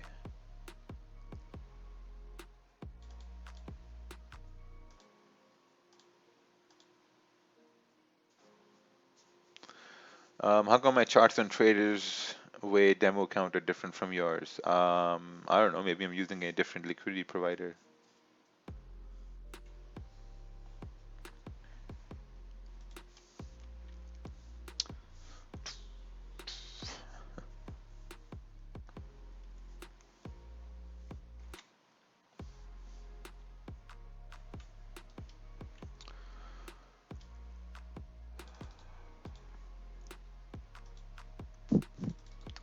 All right, let's take a look at this. This is your JPY 30-minute chart. Oh, very nice. That was a very good trade. You took the trade right over here. Stop loss above the previous candle. Sell limit. You had a sell limit. Aggressive, but nice. You made it work. You made it work right over here because price made a low, came up, made looks like some sort of a resistance, got some more rejections, and you got it down. It's pretty good. How often do you trade different pairs or do you only trade GJ? I only trade GJ. Most of the times, I think 99% of the times I only trade GJ. Hey Raja, any bias on this coming NFP? No, there's absolutely, I have no bias on this coming NFP. No bias. I think what's going on is let's take a look here, right? Let's take a look over here. Let's go to Thursday. So they're expecting really high numbers. They're expecting 3.0 million, 3 million. Last one was pretty good. It was 2.5 million. They were expecting, negative 7 million. From negative 7 million, it came up to 2.5 million. Now they're expecting 3 million. So, if it's good, gold's going to drop and the dollar is going to go up, right? I won't be here for NFP. I'm taking days off. Thursday, yeah, Thursday I won't be here. Could you give me some feedback on my sell? All right, let's take a look at this.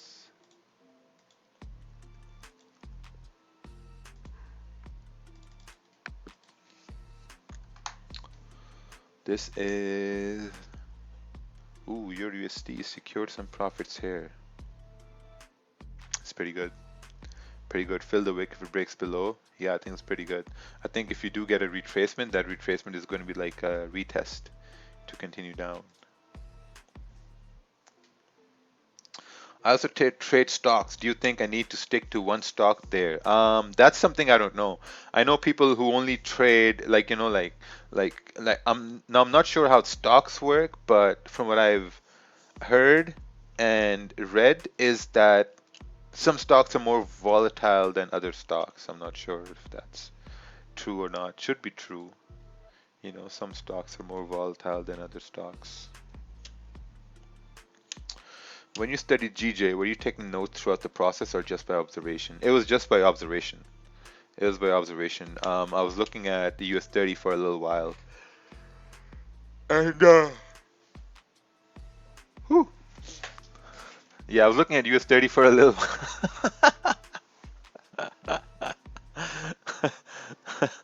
And US 30, I don't know, man. US 30 was pretty difficult to trade because, like currency pairs like GPJPY, GPUSD, USDJPY, EURJPY, they follow candle patterns pretty nice, They respect the highs of your 1 hour time frames, 30-minute time frame, 15-minute time frames. But then when you're looking at US 30, I was looking at US 30 since April, May, June. So it's almost like, 2 months, 2.5 months now.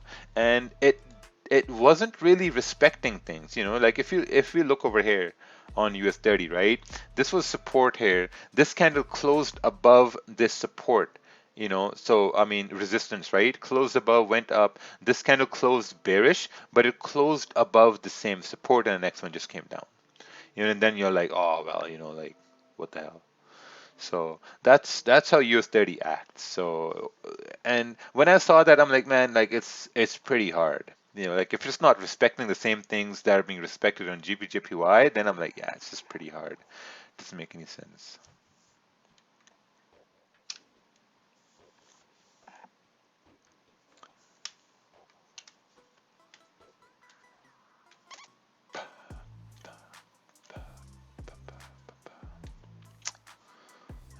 Your market structure game has to be in point with US 30. Yes.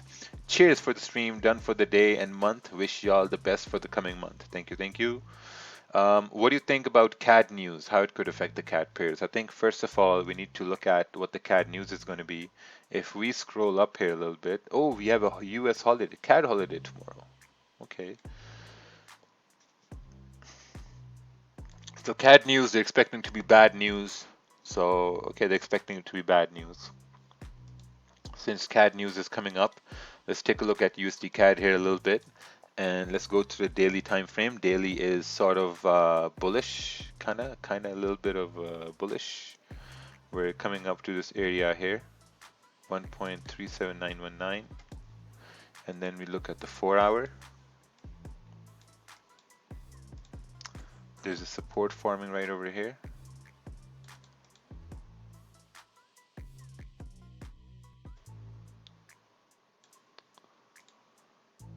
And yeah, I guess that's about it.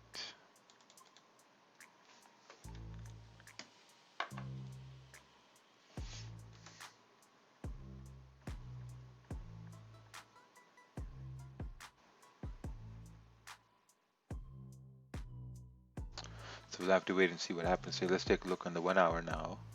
1 hour is, let's just streamline. So now, see how once we drew the zone on the 4 hour, if you go to the 1 hour, this zone kind of like, overlaps on these candles there as well. So you need to now refine this zone. So if we refine it like this, I think now it makes much more sense. And if we go to the 30-minute time frame, it's refined over there. And if we go to this 30-minute time frame, it's refined over here as well. There we go. Now we have this range on USD CAD. Perfect. Hey, Raja, can you please respond to what Sean Lee said about you scamming by using TradingView and your manipulation on trades? I'm someone who has been watching the streams, but this confuses me. Well, guys, everyone, you're all being scammed here on TradingView right now, so congratulations. At the same time, all the trades I take, they're all fake trades, so congratulations on that too. Yeah, and all the winning trades we call over here, they're all done on a video editing program, and those trades are actually not winning trades. And people, when you follow the trades here and you make money from the trades, all that money is fake. When you withdraw it, it's all fake. It doesn't work. So yeah, congratulations. Everyone's getting scammed right now. Everybody's getting scammed right now on the stream today. I mean, come on, man. Are you stupid? And you also have to give the money back. Yeah, and then you have to give money. Man. Yeah, he's mad at me too now. Yeah, it's funny. It's like I mean I told him, listen, man, this is a mental illness what you're going through right now. Yeah. I said the same thing to him. He's not very happy with me right now. I told him he should go do some exercise, and then he's like, "Fuck off!" And then his next post on Instagram was him doing exercises. So I mean, like, I don't know. Maybe I just know his pattern too well, I guess. It's crazy. Yeah. It's yeah, it's I don't know. I think if anyone's in the UK, maybe they should go to that farmhouse and check up on him, because I mean, what he's doing isn't healthy. I mean, as much as we joke around about people, and you turn around and you think, at the end of the day, he's a human being, and what he's doing right now isn't healthy. Um, and I think that's the truth. I mean, I as much as I mean, I don't even have a problem with him. I don't really care about him, to be honest. But as a human being, I think nobody should be doing or acting the way he's acting for this amount of time straight. That's all. Yeah, I think mental health is a very, very serious thing. Like we've known him for a very long time, right? We've known him for a very Yeah, long time, and this is the first time we've seen him act this way. yeah. That's the whole thing. I mean, truthfully, I mean, like, as much as people talk on Instagram, and people post things back and forth, he's been going on for this for like about 2 weeks. Um, it's scary. Like, and I mean, he found the chat, or he found the comment that I made, and that's why he's coming after me this morning, because I said he's posting too much. And I mean, I feel sorry for sort of his family and what he's doing. And then he got mad and offended. I'm like, well, I mean, that's just the truth. I feel bad. I wouldn't want anyone's family to be affected by someone's mental health. I mean, it's important. It is what it is. I hope he finds the light. Yeah, I hope so too. Um, I just like I said, I don't wish ill will on anybody, because we're all humans at the end of the day. So I just hope he finds what he's looking for. I did. I'm not going to engage it. I mean, I was thinking about posting one comment maybe later today, as soon as I get all this stuff with the brokerage sort of sorted. My focus is there right now, and I just jumped on here to take a look and see the charts, take a break. But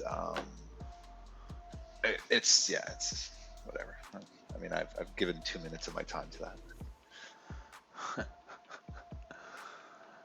How do you place a trade and not look at it while price is moving with TP and you close 50% most of the time? When I place a trade, I'm just looking at the highs or the lows. I'm just looking at the highs or the lows. If the highs or the lows are being broken or whatever, then I'm just like, okay, you know what, whether it's going to work out or whether it's not going to work out. And yeah, that's basically it. Like, let's say if you see a candle breaking below this area right over here, if you get a bearish candle forming right here, then you're kind of anticipating for the next one to go down, right? But if it starts breaking the high over here, then you're kind of like thinking that, oh well, maybe I want to exit the trade, or maybe I want to, like, maybe I want to exit the trade and just be cautious of the fact that it may be required to. What's this? Oh, Mr. Floyd is here. I guess we have a guest here today. Mr. Floyd is going to come on the mic here. We're going to have a conversation.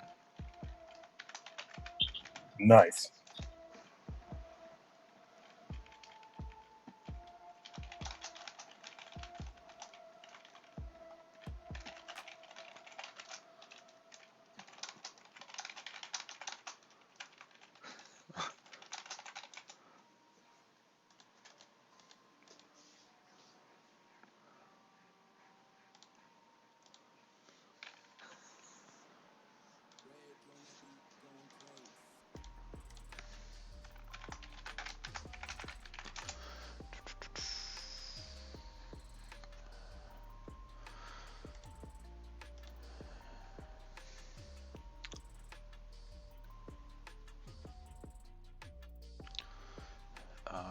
Let's take a look here. GU ranging, ranging, ranging.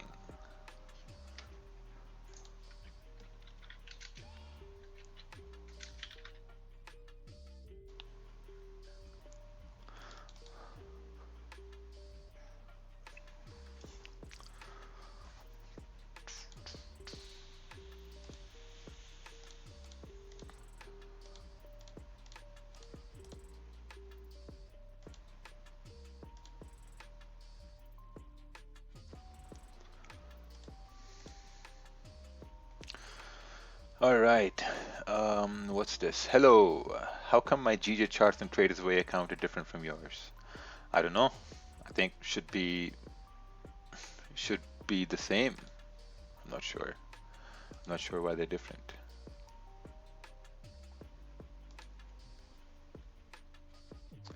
Maybe different liquidity providers because when you type in GPJPY here, let's see this, right? GPJPY.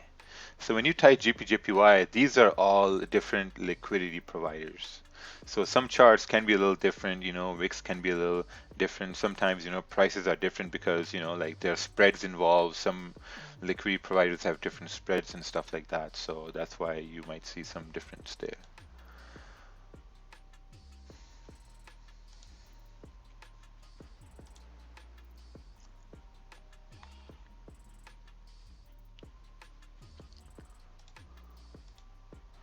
Should we send a t-shirt to the king? We already sent him the sent him the watch. Um, what's this? Oh, I want to test a new pair to scalp. Which pair do you recommend? I think a good pair to start with scalping is going to be, I would say, Euro JPY. Euro JPY is pretty tamed. I mean, if you think USD JPY is too slow or if you think GJ is too fast, I think Euro JPY is going to be a good fit. It's kind of like in the middle. It doesn't move too fast, doesn't move too slow, but it moves enough. We back tested your JPY, I think last week. Yeah, last week. We have CAD news coming in at 3 minutes. So looking at the CAD here, we're in this range, and this range is around. How big is this range? It's a 23 pip range.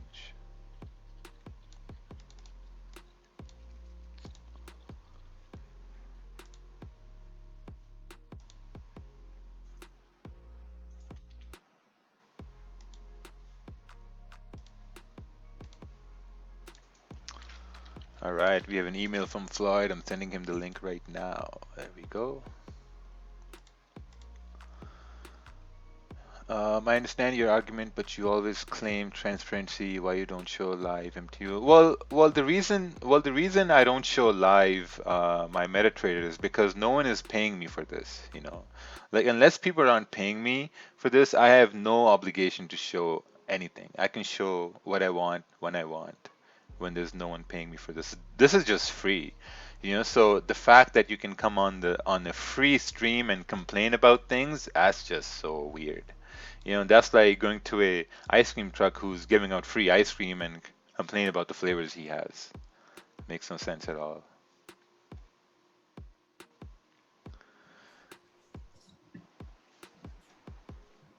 All right, so how much time we got left? We got 1 minute left. Any live trades called? Nope, nothing called today.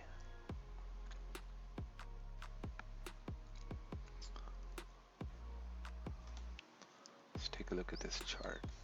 Ooh, someone had to sell. This is a very nice sell, Martin. Very nice. Entry after this candle closed bearish. Came here to retest the low here. Perfect.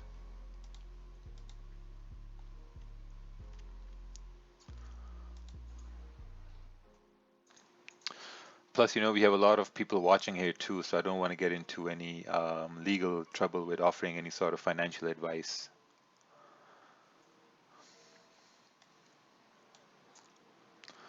Okay, 10 seconds. Yeah.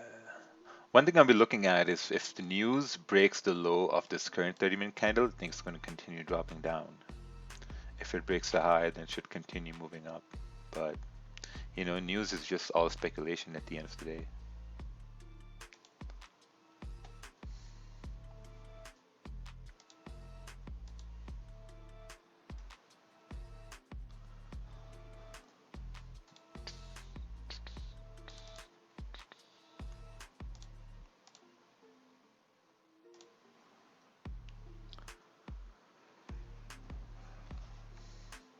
So the news came out. Let's take a look here. This was negative, positive, negative. Ooh, slightly good, slightly positive. GJ is still in a predicament here, doesn't know what to do right now.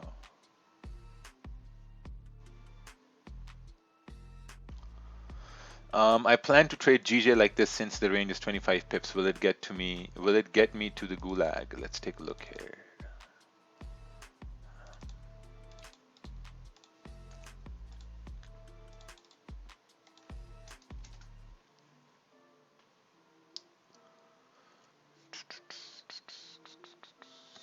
Price bearish during London session, not be able to support, break support. Oh, so you plan to long when price rejects support. Okay, you plan to long when price rejects support. Plan to short when price rejects this area. I think at the same time, you should be looking to see that what would happen if price breaks this resistance, right? Then you should start by looking that it should continue moving up. Or if it breaks the support, then you should start to look to see, okay, how would you be able to, like, capitalize if it starts breaking the support? Hey Raja. Hey, Floyd, how's it going? Yo, bro, what's up? Hey, man, how are you? Yeah, how's you going doing? Oh, good, man. Where you I'm the from? yeah, I'm from India. Oh, India. Oh, welcome. Yes, My neighbor. yeah, and well, I am the fake fake one. I just made my email ID to just contact you, and Oh I just my want these God. guys. Yeah, you This got is that, not the real man. Floyd. This is some Yeah, God damn Oh, it. you scammed us, yeah, man. I just yeah. Fucking scammer. What?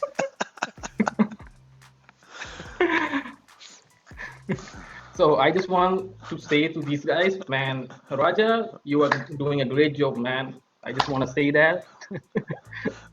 Thank you, thank you. I got you right. Yeah, man. You got me. I think you got everybody. Everybody was waiting for Floyd.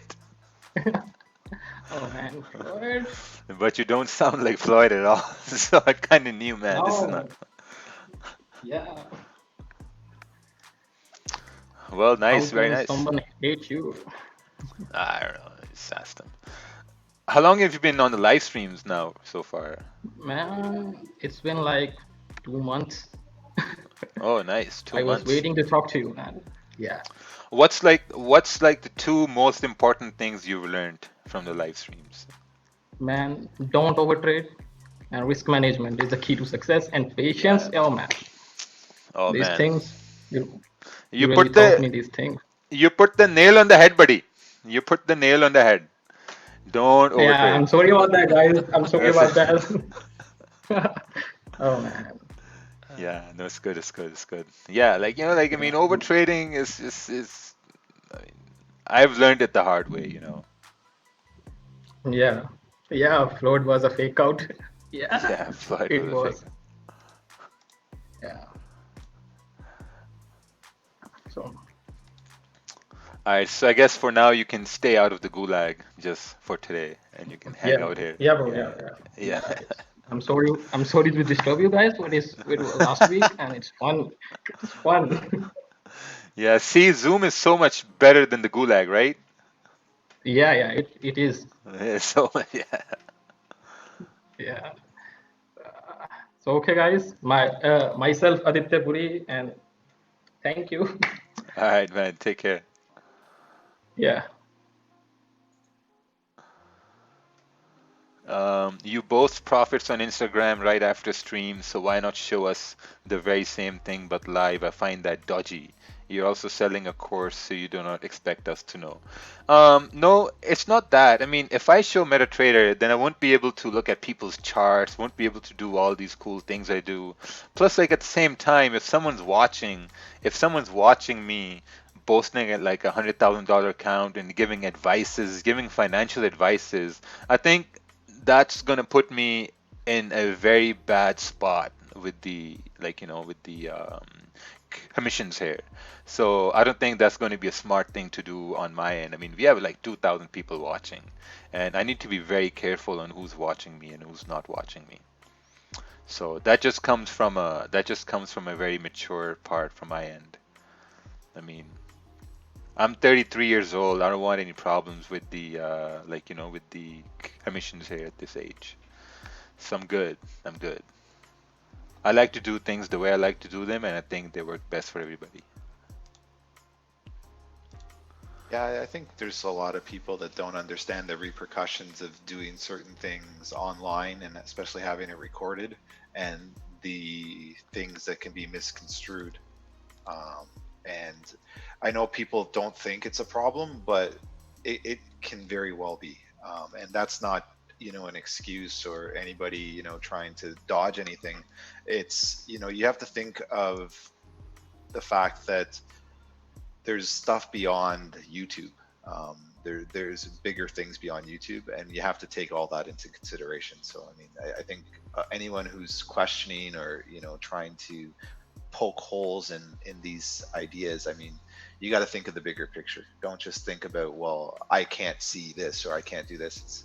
I mean, there's 3,000 people here for a reason, or 2,000 people here for a reason. It's not because they're waiting to see a trading view chart. There's actually value in education here.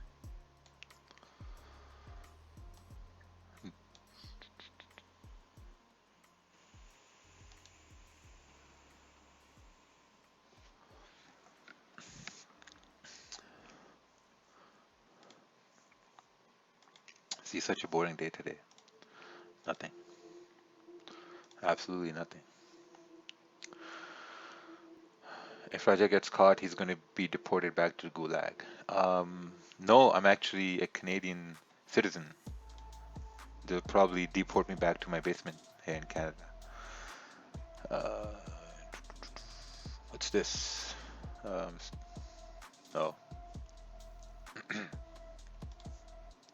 let's take a look at news here.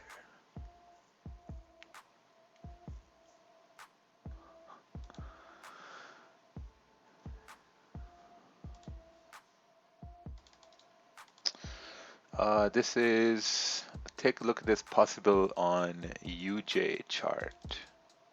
Let's take a look here. UJ chart, 15-minute, possible trouble zone. Continue up, clean path to 25 pips. This is 8 pip range. See, it's pretty good. You've mapped out the range here. So this is a 8 pip range, and I think this range is really, really small. It's really small. So there's no viable trade there. Looking on the 4-hour, GJ was still ranging. 1 hour is now printing side by side, still ranging there. 30-minute is, it is what it is. It's just not good at all. It's just very difficult. Gonna wait for 9 a.m. NYC open at this practice. Yeah, I think when you're looking at when price is ranging, you're looking to see like what times is there's going to be volume in the market. So this is supposed to be volume right now. In New York Open, there's no volume. Next volume should be here at NYC Open. If not NYC Open, then you got London close at like 10:30 a.m. Sometimes at 10 a.m. there's also volume 2. So those things you have to keep in mind when you're looking at the charts and ranges. If simulation can cause problems, are there any other ways I can practice after the session so I can increase my chances of winning the next day? The best thing to do is to, now I say this all the time, I repeat this all the time. The best thing would be to look at your performance and look to see how you could have done it better. That's the best and the only way to do that. There's no other way. There's no other way. And waiting for the next day. I mean, sometimes, you're going to make the same mistakes over and over again. There are some people who I talk to regularly and they keep on making the same mistakes. And those same mistakes are they keep on taking sells at the bottom or they keep on taking buys at the top. And those mistakes, you have to stop making those mistakes. I mean, if you're going to do simulation sessions just to see if you can make those same mistakes again or not, man, it's simple. Just don't make those mistakes. Just don't sell at the bottom and just don't buy at the top. It's going to be a long journey here, because here's what's happening, right? Here's what's happening. When you're selling at the bottom, you're expecting price to continue moving down and go in profits, right? Because you're like, okay, candle has broken the low of the previous candle and should continue moving down, but it doesn't move down, it goes back up. The reason why is because that's a very aggressive trade. The rule of thumb when you're starting out is to wait for price to do a retest. If price is breaking a support, it's going to do a retest. It's going to do a retest. When it's going to do a retest, you're going to take that trade and then you're going to win that trade. When you're looking towards entering on when price is breaking a low or if it's breaking a high, what you're doing at that point is maybe just paper trade. Maybe just don't take the trade on your account, just take a paper trade. When you take a paper trade, what you're going to do is now you're going to see, okay, you know what, now let's see if it really works or not.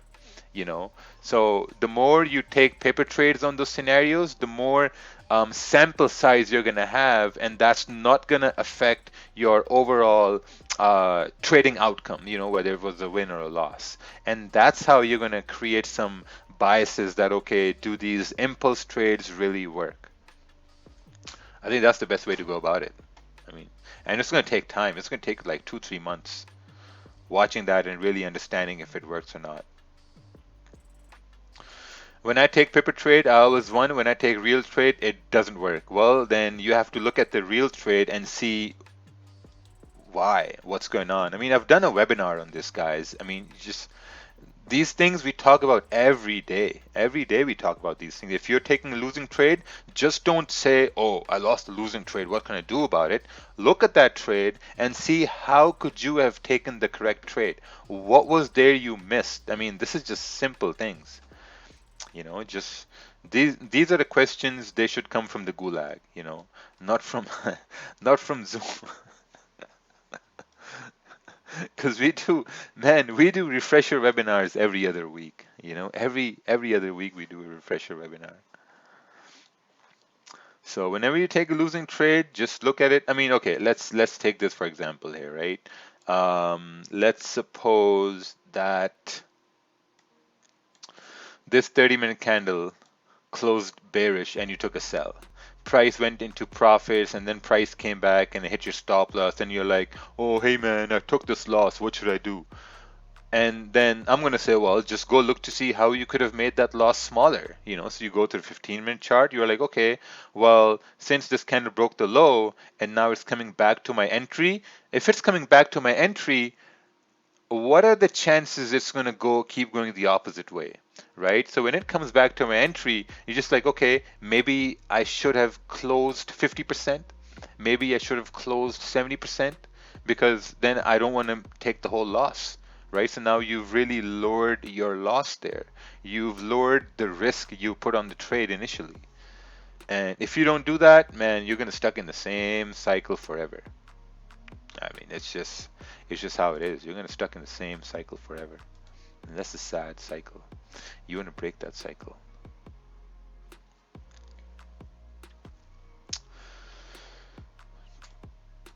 Four hours also about to close. 4 hours closing bullish here. Ooh, we got JT on the mic. Oh, looks like he's got his mic in his pocket. Do you notice that the London session has all the line piece of move on GJ today, and yesterday we had 50 pip moves? Yeah, it is what it is. It's like sometimes the London session ranges and the New York session moves. Sometimes the London session moves and the New York session ranges. It doesn't mean that you have to now switch to London session. You just have to stick to your thing. You just have to stick to your time. Now if it's moving up, I know some people are getting FOMO. That's totally okay, because there were no confirmations to take the buy. We knew this was in a range, and if it's moving up, it's still moving up. You just have to eliminate all FOMO. There's no FOMO.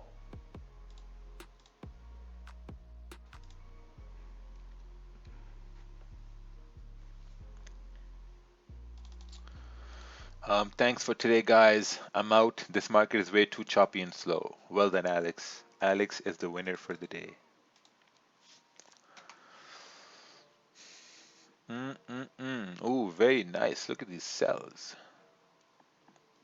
Beautiful.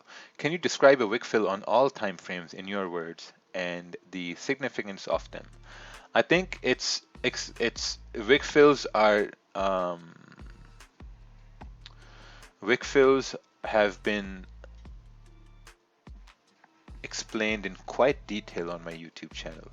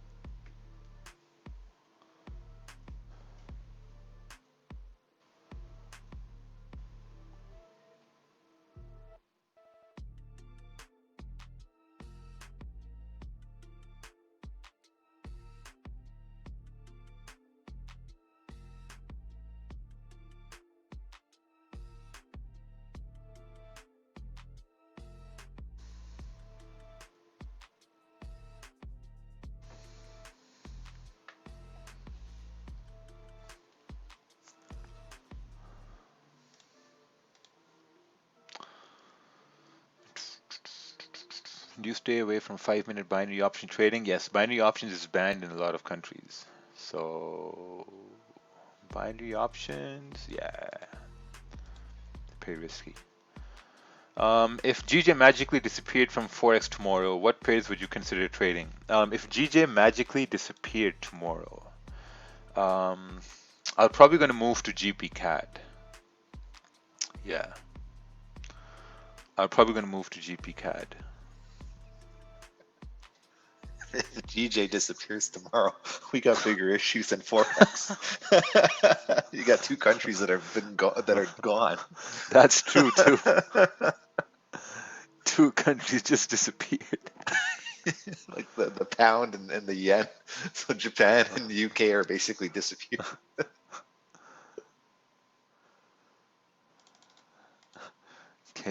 Can you have a look? Yeah, that was a good way to ask the question too. Um, what am I looking at over here?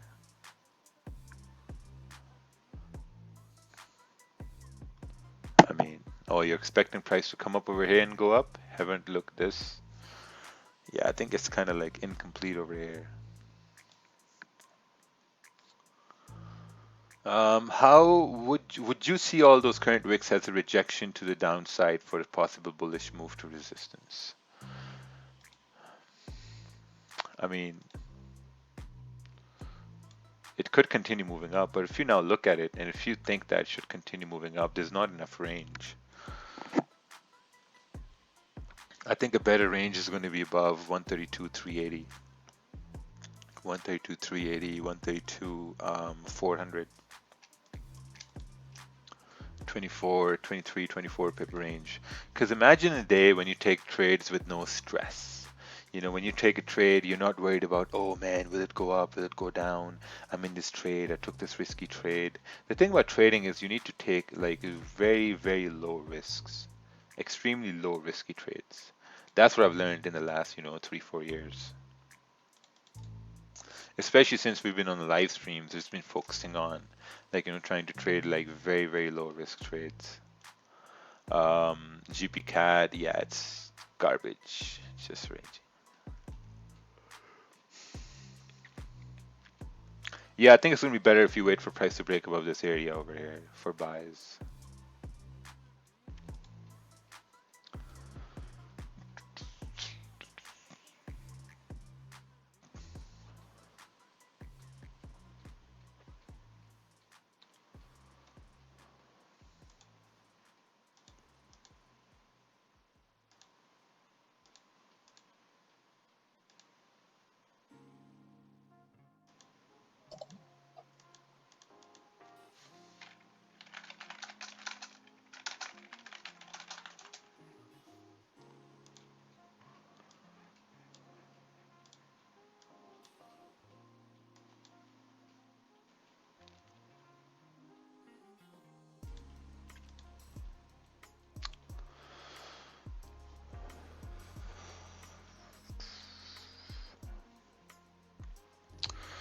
Well, looks like your GPY came back in the range here.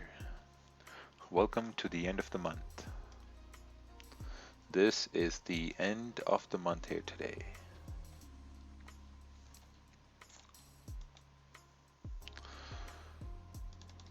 Let's take a look at this US 30.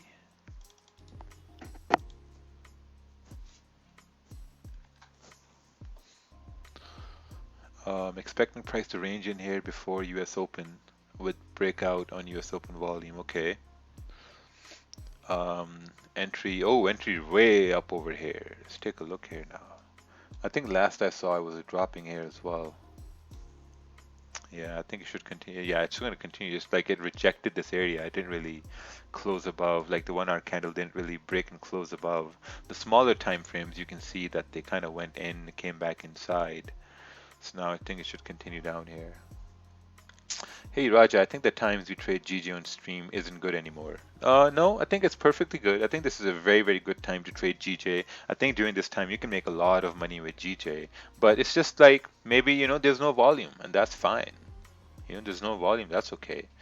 Never let the market change your time. Don't follow the market. Don't follow the market, let the market set up for you. That's the thing. If you follow saying, okay, this is not the right. The only reason I stopped experimenting with US 30 was that I saw that mostly US 30 moves after the stream is done, like around 9:30, 9:45. And at that time my day starts. I have to go to the gym, I have to go eat, I have to do all these other things. That's when my time starts to work. So I give time to my hobby. This is a hobby. Trading is basically a hobby for everybody. This is a hobby. I give time to my hobby maybe the first 3 hours I wake up, and that's about it. Because if you treat trading as a hobby, this is going to work for you 100%. Because you're not going to be forcing things. You're just going to be doing it at your own time, at your own leisure. But once you start getting emotionally attached to the outcome, that's when, problems start happening. People need to realize that the market's going to cycle. Sometimes they trend, sometimes they range. Yeah, exactly. Sometimes they just it is what it is. I mean, we had amazing March, amazing April, amazing May. First 2 weeks of June were amazing, right? So you can't let 1 week of range tell you that maybe I need to change times I trade. No, it doesn't work like that. You have to stick with the same time. Can you attribute the low volume to being in the summertime? Yes, exactly. Summertime, low volume, it's totally fine. It's okay.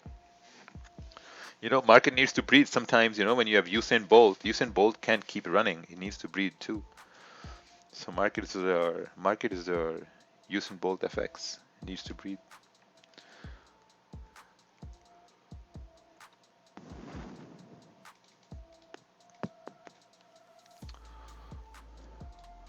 Ooh, look at this. This thing is coming up over here now. 132, 400. Didn't take the trade, was an idea. Oh, nice. Yeah, I think this will work. This will work, your idea right over here. I think it has legs to come up to 132, 400. Like around 5, 6, 7 more pips. Why is there low volume on summertime? I don't even know how to answer that. I mean, it's just very self-explanatory, right? Yeah, back in the day, when trading was done more manually, so if you think about like the 80s, early 90s, when the stock market, they had, like, instead of having all these algos, they were actually trading manually or working less with computers. Um, the notion was, come summer, all the best traders or the investment bankers, they were spending their time, like, as an example, like for the New York Stock Exchange, the reason why the volume dipped, because a lot of them spent the summer months out in the Hamptons.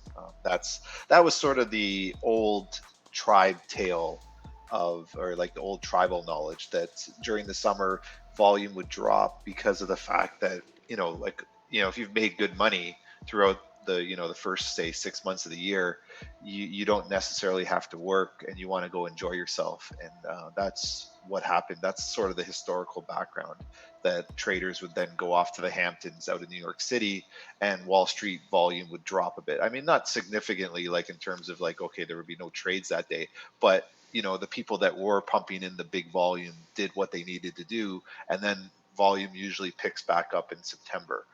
With algorithms now and sort of the economic climate globally, I don't think we'll see a drop in volume now. We didn't see that last year. It was still very volatile. So I think that those days of volume dropping, there might be a couple of days like today where it ranges or we don't have a lot of moves, but that's just because last week there was big movement anyways. So if you think about the cycles of the market, letting the market breathe a bit, you might find this week will be a little bit slow, especially with the holidays coming up both in Canada and the United States as well. So it's just something to keep in mind. But I mean, the majority of volume should still be here. It'll just be maybe a little bit more sporadic.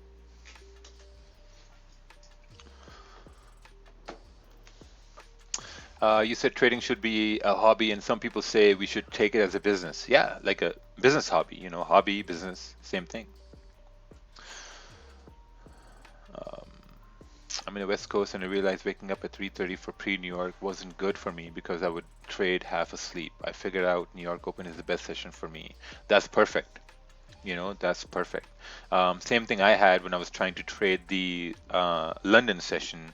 I'd be trading half asleep, and I realized that that was affecting my performance, and I had to really change that. So I had to skip the London and come towards the New York.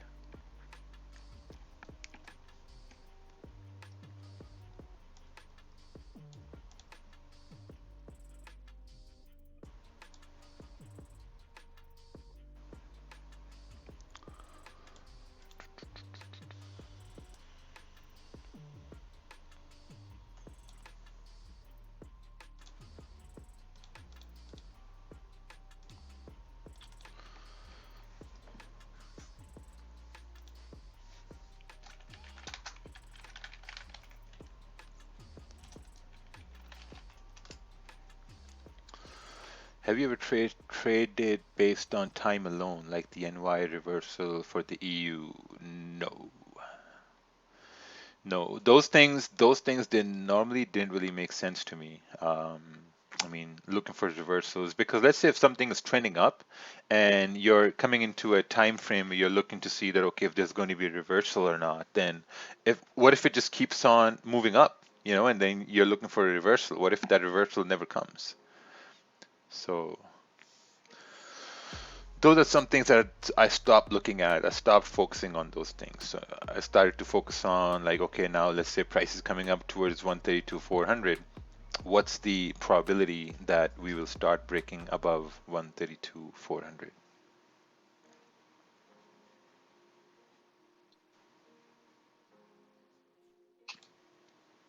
GJ's really doing its thing today. GJ? Oh yeah. It's really doing its thing today. It's undeniable. Yeah. Undeniable things. That's true. It's a month end too, I mean, it's closing right at that support. 4 hours still in this big 4-hour range. 1 hour is now tapping up into this resistance here.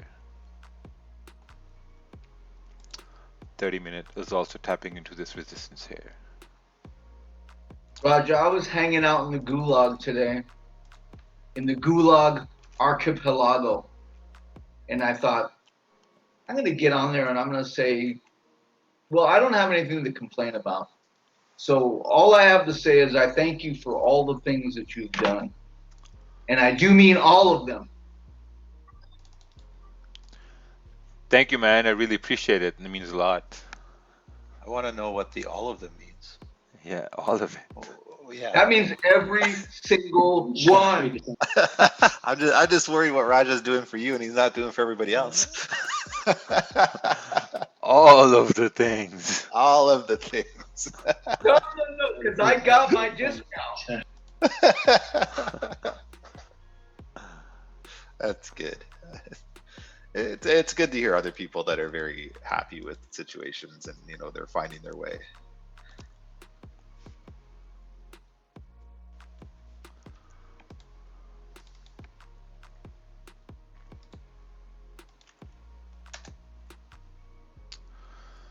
Yeah, and people need to know if I can say something, Raja.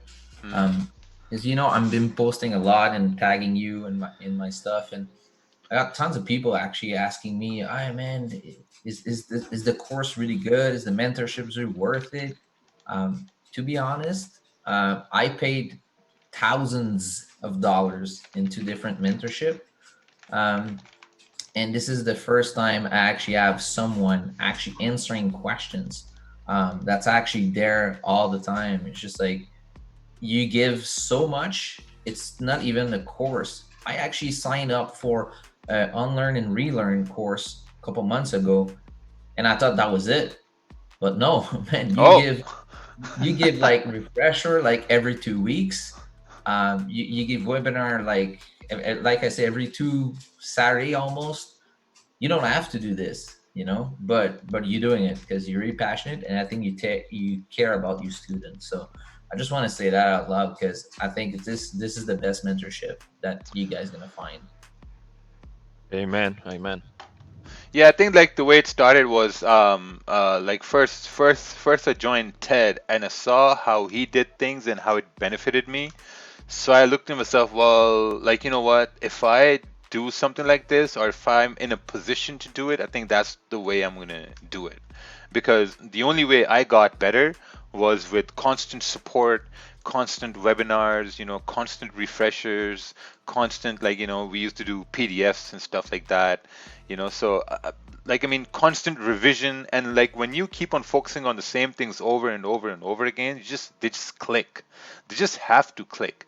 And I didn't really understand this idea of having, when people have this thing, okay, like, you know what, I have this like, I don't like talking about courses on the live stream. It kind of like cringes me a little bit, but I'm gonna do this now. When people have courses and they say, okay, like, you know what, just join my course and you're gonna win. It's just a group. You're basically just joining a group, and that's it. That's it. There's no support. There's no refreshers. There's no feedback. Nothing. Like when people message me, I want to give my feedback back. Like, what bothers me most is when people don't message me. Then I'm like, uh-oh, either they're doing really good or I've done something wrong. But like whenever guys message me, I'm like, hey man, just send me charts if you want, post charts, we'll give feedback, because that's the only way you get better.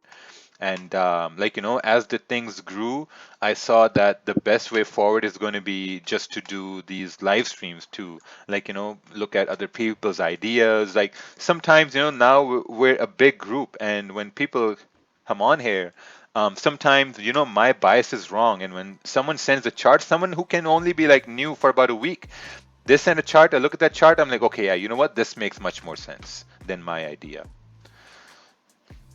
So I think there's a lot of growth in that way as well. Plus the YouTube chat, now they benefit from here too.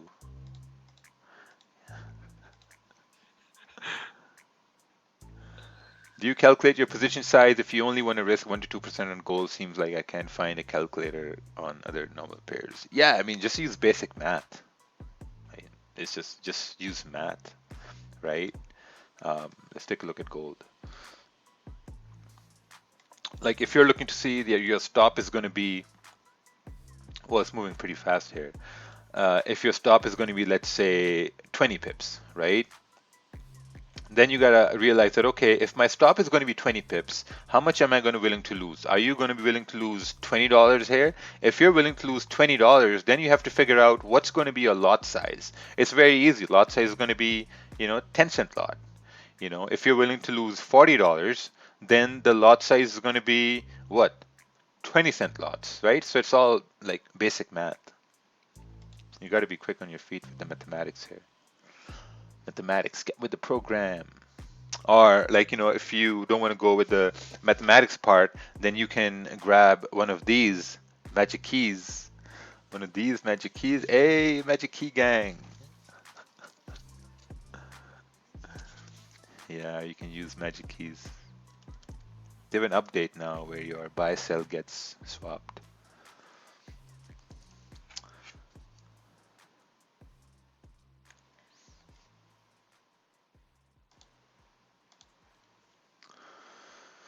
So yeah, it's Yeah. 9 a.m. over here, and oh yeah, you're about to say something? Yeah, sorry, I was just asking about the update. Is that the bottom left white square? The switch? Yes. Okay, so I need to do the update. Yeah. Great, thanks. Yeah. I'm gonna confirm if that's out yet.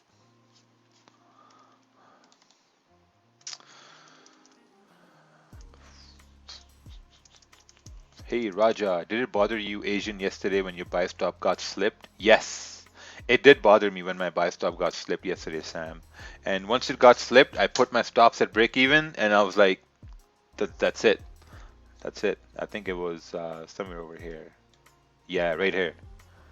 I had my buy stop. So these candle broke up. This was the breakup over here. When this candle formed like this, I had my buy stop at 132.443, and the candle moved. It got slipped to over here, 130, 132, 480, 470, and then I put my stops at break even. I was expecting it to continue up, but it got stopped out at break even.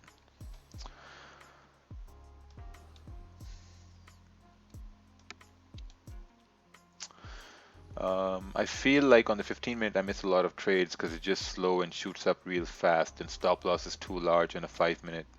There's confirmation. Any ideas? Yeah, I mean the best thing to do would be to wait for price to either break above 132,400, create a support, and then continue to go up. I mean, if you guys are new here on the stream here, I'm sorry that well, I'm not sorry anyway.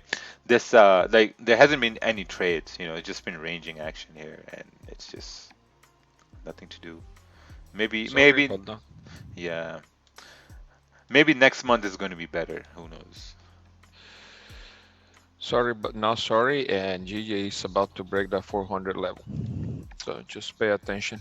It's gonna be a quick move. Continue to go up. Yes, sir. I want to see this 50-minute candle breaking out that 400 level in the next 7-8 minutes. Where would you place your stop over here?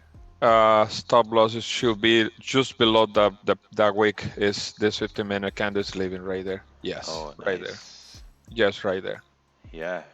Because I want to see this 15-minute candle to break out from there, but I don't want to see this 15-minute candle coming back to retest that 300 level. Exactly. That's true. Also, you got clean candles on the left as well. So you're kind of Yeah. validates the trade too.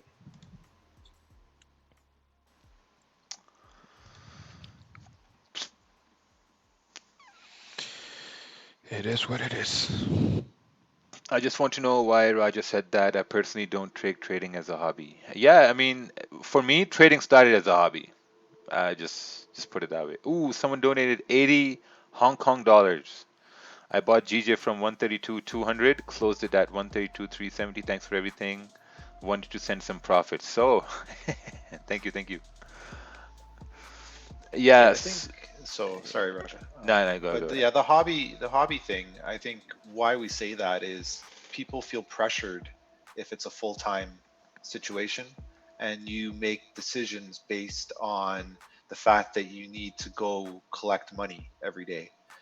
Treating it as a hobby allows you to learn and allows you to make a side income, but it doesn't put pressure on you to have that as your entire income. So I know you mentioned that before, but I think that needs to be reiterated. But I mean, if you get good enough, I mean, yeah, you can trade full time. That could be your income, but you shouldn't be off the hop. You shouldn't do that. You put extreme pressure on yourself to succeed at that point.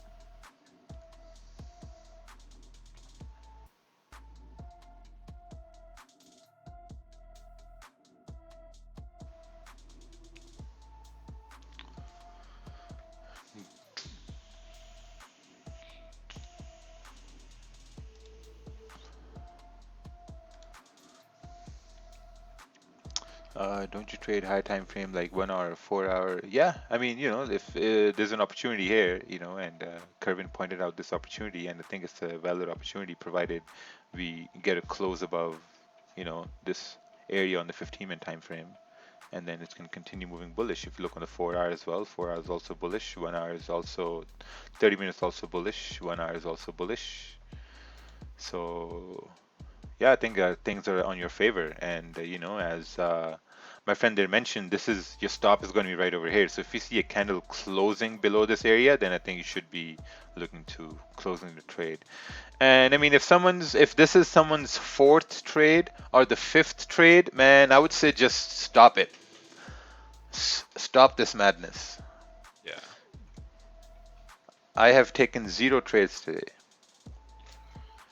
And it's the last day for this monthly candle, so just be careful. And Yeah. Don't risk what you don't have to risk.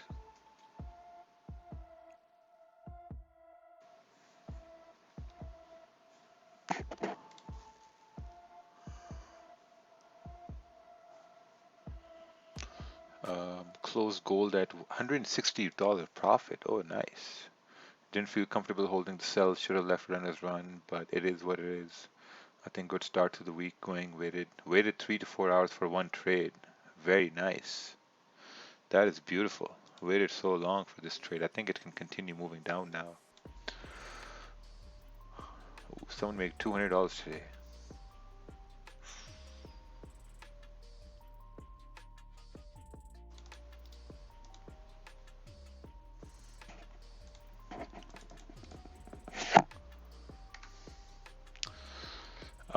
Candle broke support, did like a retest. This one is starting to come down. Yeah, I think it's pretty good. I think this will continue moving bearish here. Like it's coming down now.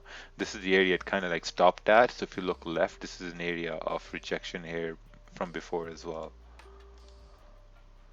Raja man, Jaja, please my trade on gold. What do you think? It comes. Oh, that message got deleted.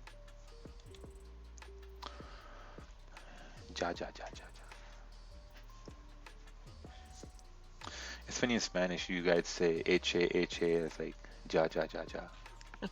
No, it's ha ha ha ha. Yeah, but it's ja. Ja. Ja in my language means go. Oh. So that's why for me it's really funny. You're like go. Yeah. Like in Call of Duty, you're like go. Yeah, go.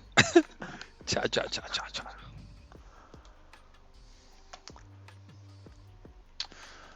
All right. I guess this is the end of the road here for me here today. So tomorrow, yeah, I'm gonna be here tomorrow, first day. Yeah, tomorrow's gonna be madness. Yeah, tomorrow's gonna be ADP. It's gonna be madness. I think I have a feeling that they may reduce the volume for ADP and bring it all at once for NFP. Yeah, makes sense. I wouldn't be surprised. Yeah, it's gonna be interesting. Oh man, those numbers for NFP, it's crazy. Yeah, 3 million people are getting. Someone was telling me that if you're getting that benefit, that whatever it's called, you're considered as an employed person. Mhm. Yeah, so I mean, I don't know. That's little rumors flying everywhere.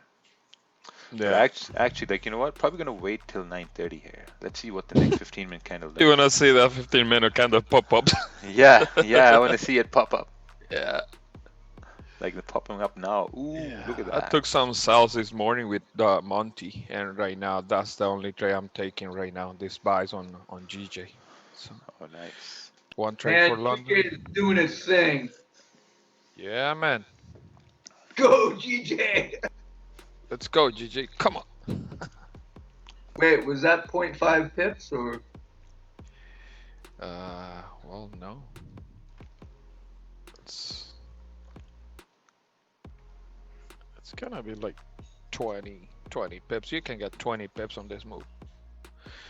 And good thing is we're about to start the new 4-hour candle. So the way the previous 4-hour candle closed was beautiful. So I'm expecting GG to continue moving up. Retest at least 133 for today. That was already almost 6 pips. Yeah, but That's more than there's- half of. Yeah, but there's a strong resistance. 132, 650, and man, don't don't go hard. Just don't go hard.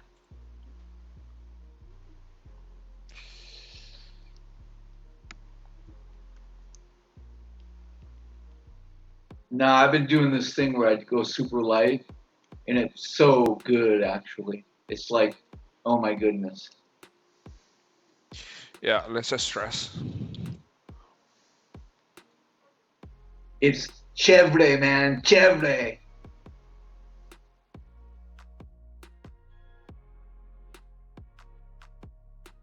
Sorry, Roger, that's the Spanish term.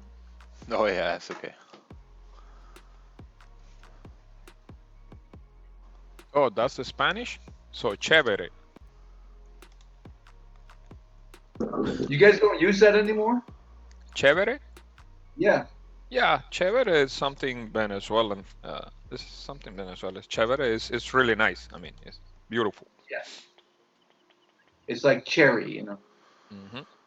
Yeah, man. Ooh, Kervin, you're helping people. You're helping people with the trade over here. Well, kind of, kind of. It's a good setup. Yeah. Can you explain why you did not take the GJ? It broke resistance. Yeah, I just wasn't. I decided not to take the trade, and I didn't take the trade.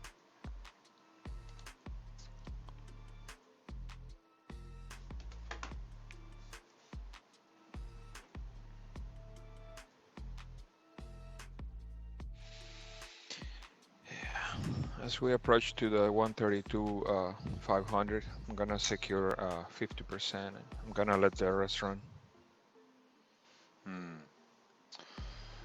I've been searching on the internet in answer to my question, but haven't found any conclusive info. What is a stress zone? I have no idea what that is.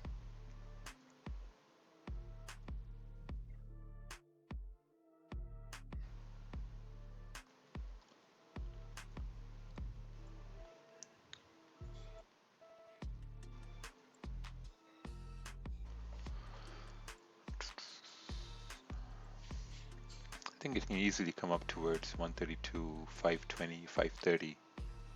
Mm-hmm. Yeah.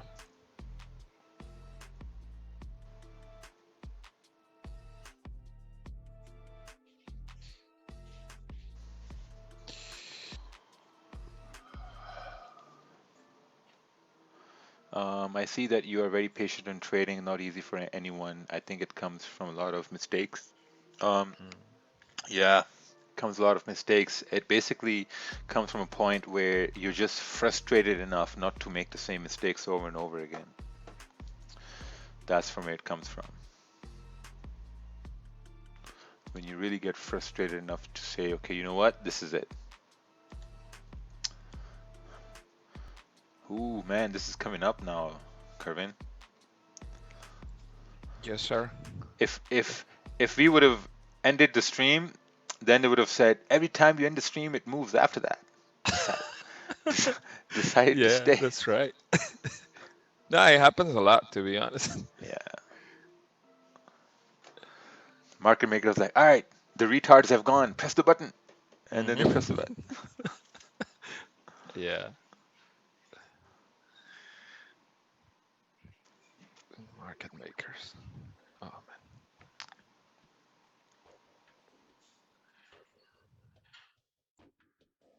You know, it's just one guy that pushes that button, don't you? Yeah, we have Ted here. The Alvin, they just call Alvin. They say, Alvin. It's actually not a button. It's a switch. He pushes this. It's like those old phone switches where they would route them.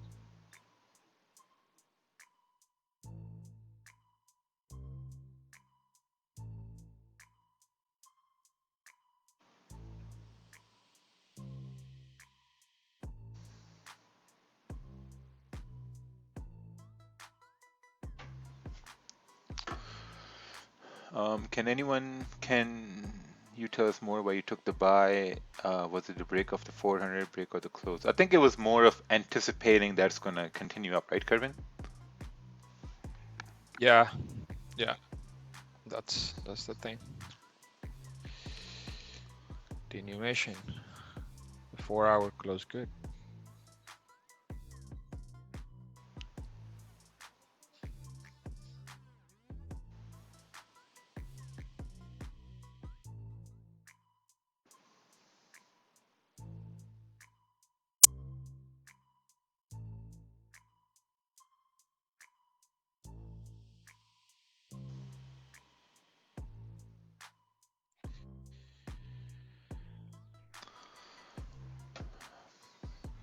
Let's see this. Ooh, GPUSD also went up. Gold kind of retraced. Um, if you get a retest on 132, 370 and a support formed, would you take the trade? You know what? If that happens, let's say during London close, I'm gonna take that. If it happens during that time. Otherwise, I'm just basically done here.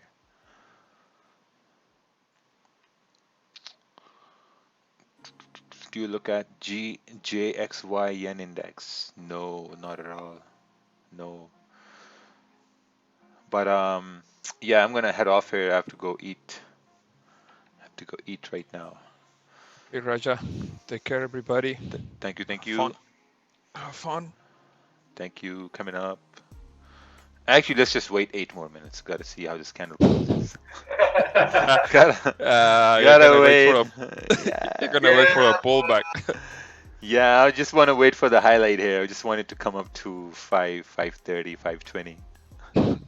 Ja, ja, ja, DJ. Yeah, cha cha cha. Ha, ha, ha.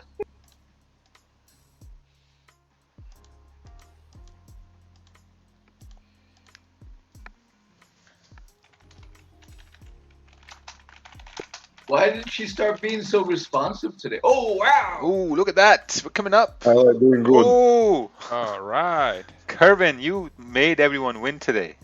Oh, that's a blessing, brother. That's a You know blessing, how it man. is. God damn.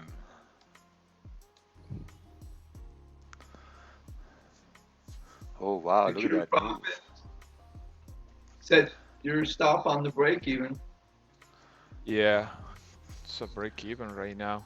Kervin Papa won today. Yeah. Was a beautiful move after all. Yeah, it was a beautiful move. It's a bless. Yeah, man. I've been waiting for this move, to be honest, long time. Oh wow, look Finally at that. made it. Nice, Kervin. This was stress-free trading here. Yes, brought to you by Wix Online and Magic Keys. No, man. Brought to you by Kervin Papa. Oh, look at that. Oh, Will we yeah. touch 600? Are we gonna Yeah, get hopefully. 600? Hopefully, yeah. I mean, this 15-minute candle doesn't have business coming back to 132 400s, to be honest. Oh yeah, don't say that about GJ, man. GJ will hear you and say, "Oh yeah, watch this." Yeah, because like I said, it's the last day of the monthly candle, so I'm expecting G to hit 133 at least today. Oh, 133. Yes, and for that, I would like to leave this consolidation area, the previous range that we had between 132 600 and 132 flat. So it's a Nice. 60 pip range. I like that. Yeah. Man, this was pretty good because once you were talking about GPY buys, the stop was like 7-8 pips. Yeah, 8 pips actually. TP was like 15, 16 pips. This is like 1 to 2 risk reward. Mm-hmm. Yeah, man. It's beautiful, man. Yeah. At Wow, this man. point, everybody should secure some profits, and stop loss should be a break even. Because, like Raja said, you never know. We may have a reaction to the 132 600 level and come back to retest the middle range. So yeah, secure profits and enjoy the day.